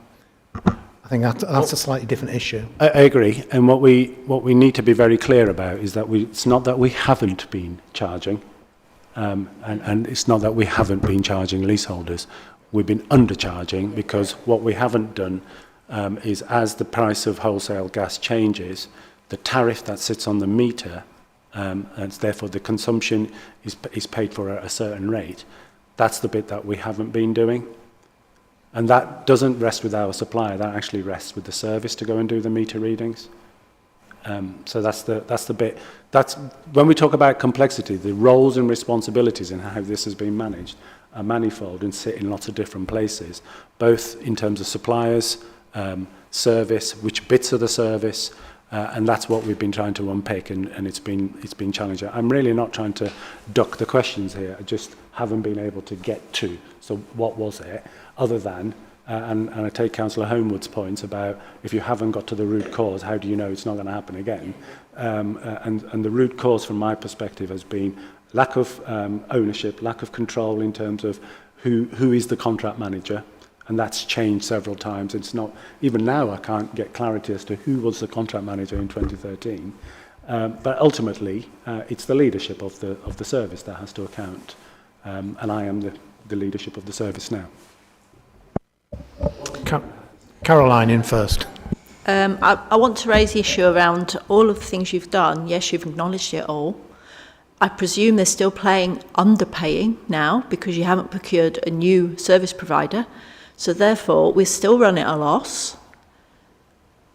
The time frame you've got is nearly a year. So we're going to be in this same place next year with a loss that's now being paid for by us. Tenants not paying the correct rate because that contract's gone out of date and nobody's seen that. So when is all this going to be right? And are you going to come back next year and tell us how much is lost in the coming year before it gets put right? Because the procurement hasn't happened, you've just told us. So we still haven't got anywhere from where we were.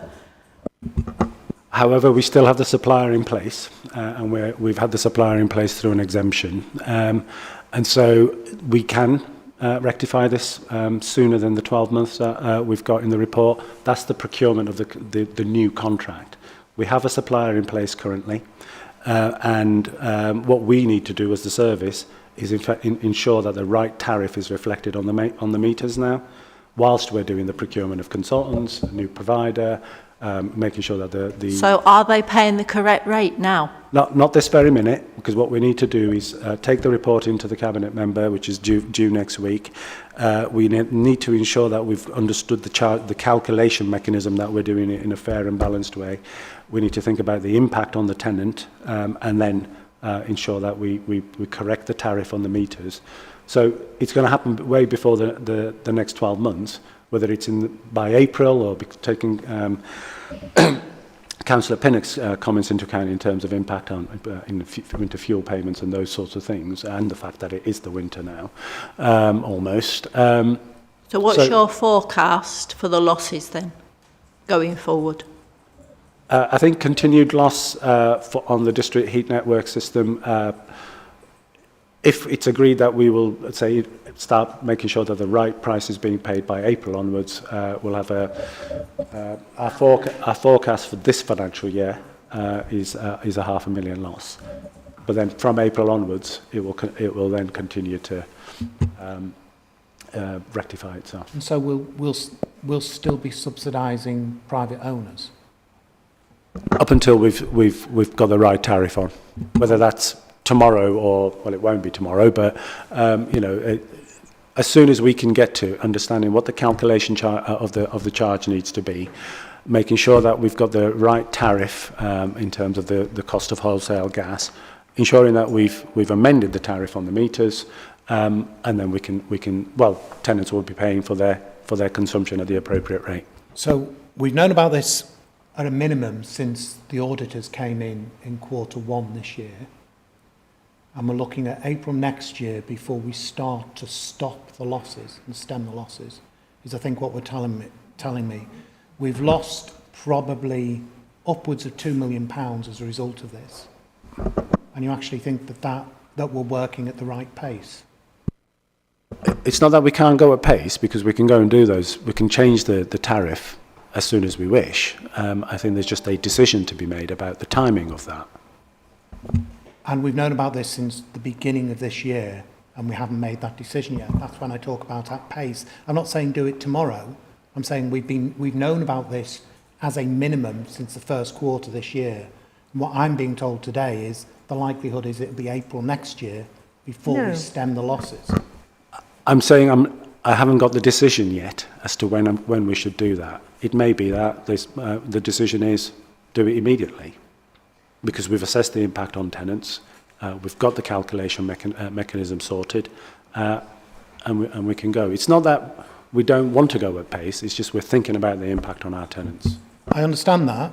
We've been thinking about this impact since Q1 this year. Councillor Taylor, your point is well made. We haven't moved at the pace that we should have done. I'm taking accountability for that. I don't know what else I can say to the same question. What strikes me is this, it's more complicated than it appears. It's not just, it seems to me, not just the problem of the contract and failure to adjust according to changes in energy prices, because it's a complication of did those tenants and leaseholders get the government's heating allowance, or whatever it was called, energy sub, or what, I can't remember what it was called. Did they get that and not have to pay the higher price? It's possible.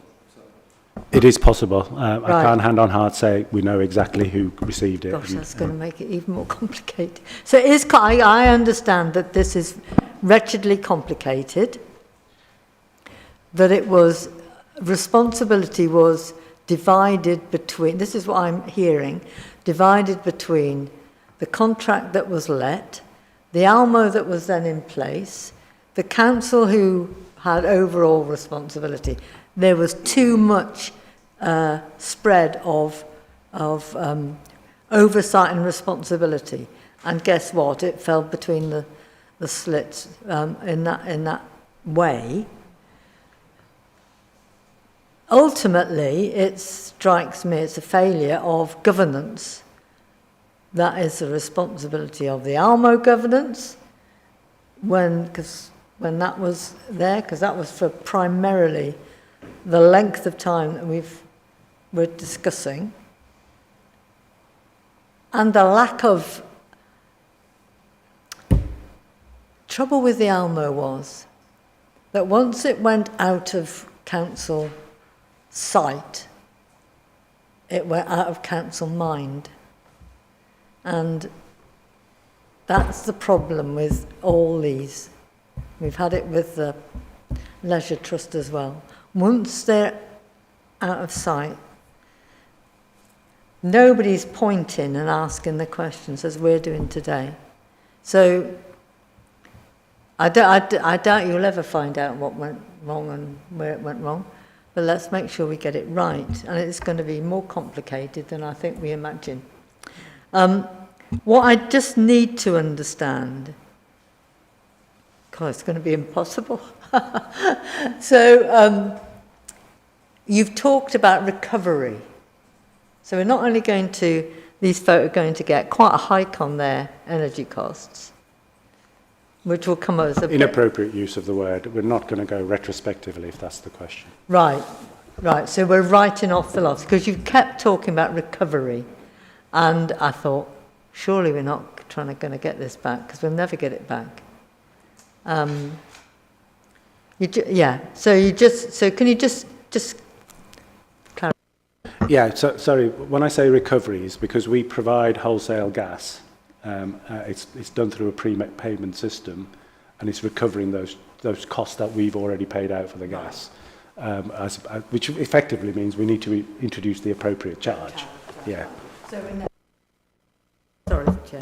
We're writing off the loss of, well, because it's going to be impossible. to get it, because tenants will have changed and et cetera, in that time. I don't know how you legally find a way of doing that either. So we're not proposing to go retrospectively, right. and so for the reasons you've just pointed out, we've way too complicated. The room for error is quite high. Huge. And therefore the impact on tenants and the concerns that we might put them through as a result. Yeah, I could be wrong on this, but I mean, I think the one people who didn't really do anything wrong were the tenants and the residents, because nobody reads their electricity bill and goes, oh, I think the per unit charge you've given me here is a little bit incorrect. I was expecting a 20% increase this year. Nobody does that, and who are, they're just thinking, well, I must be being very efficient. I'm using a lot less electricity than I thought I was. And like you say, you don't. Although theoretically they've saved a lot of money. In that, there's money they never paid, so it doesn't feel like a saving to them, and there's going to be some impact. There's going to be potentially a significant impact. So we can't just flick a switch and suddenly charge without even giving them any sort of prior warning. That wouldn't be what we would do. And I guess that the issue now is we know what we know what the problem is. We know what needs to be done to fix it. There's a decision to be taken somewhere of how that's done. I imagine the decision we made is it isn't appropriate to subsidise 1,000 residents, or 1,000 households, sorry, on the back of the housing revenue account and other taxpayers.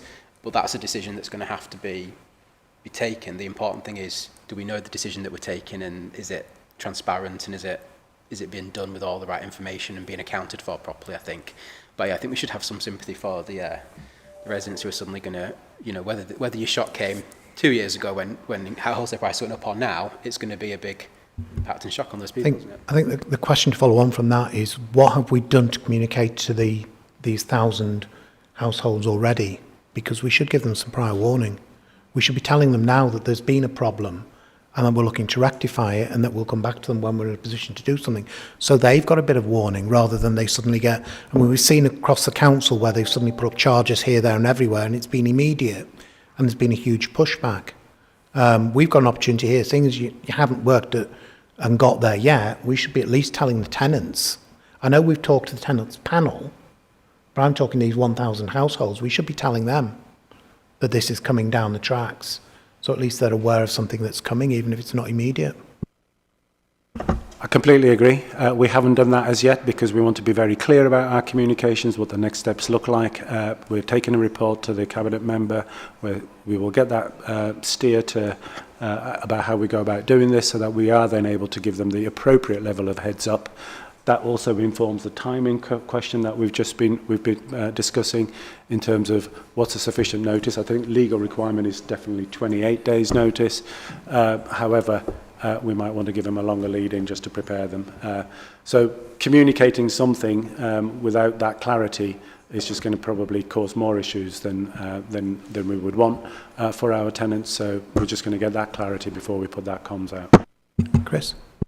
Yeah, I just wanted to kind of going off the subject a bit really. Thank Martin and his team for a really fantastic audit and follow-up, because it's opened our eyes to something I think that's really important, and to ask that, given that we've just approved the plan for the next half of the year, but somehow that this gets built in again, so there's a further follow-up on this at an appropriate time, I guess, when that decision's been taken in the next week or 10 days, whenever it is, then Martin can plan a further follow-up to make sure that we don't have the same debate next April, May, that things aren't being done at pace. I think we can only look forward now, can't we? Accept the complexity of looking back, but we have to get on with it and put it right.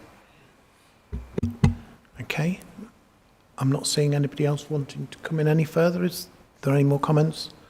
Are we just going to thank officers for coming and speaking to us today?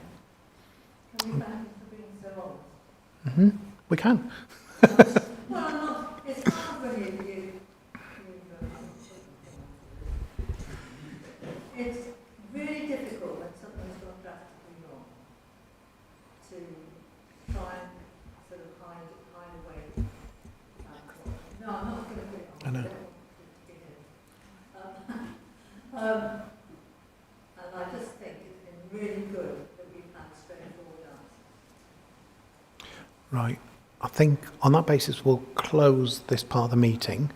I'm going to ask members to stay because we've got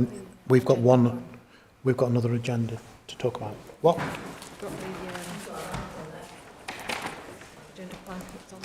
Oh right. All right. Oh. Where is the plan? Right. Oh yeah. This will only be a quickie. So we've got agenda item 12, which is just the agenda plan to have a look at to see if anybody's got any comments or questions on that. I'm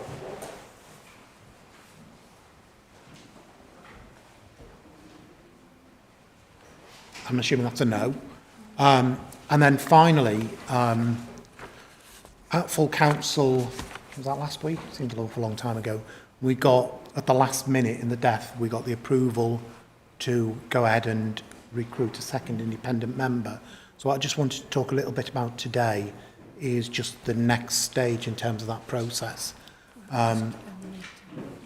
Oh, can we close the meeting? Come offline. Yeah.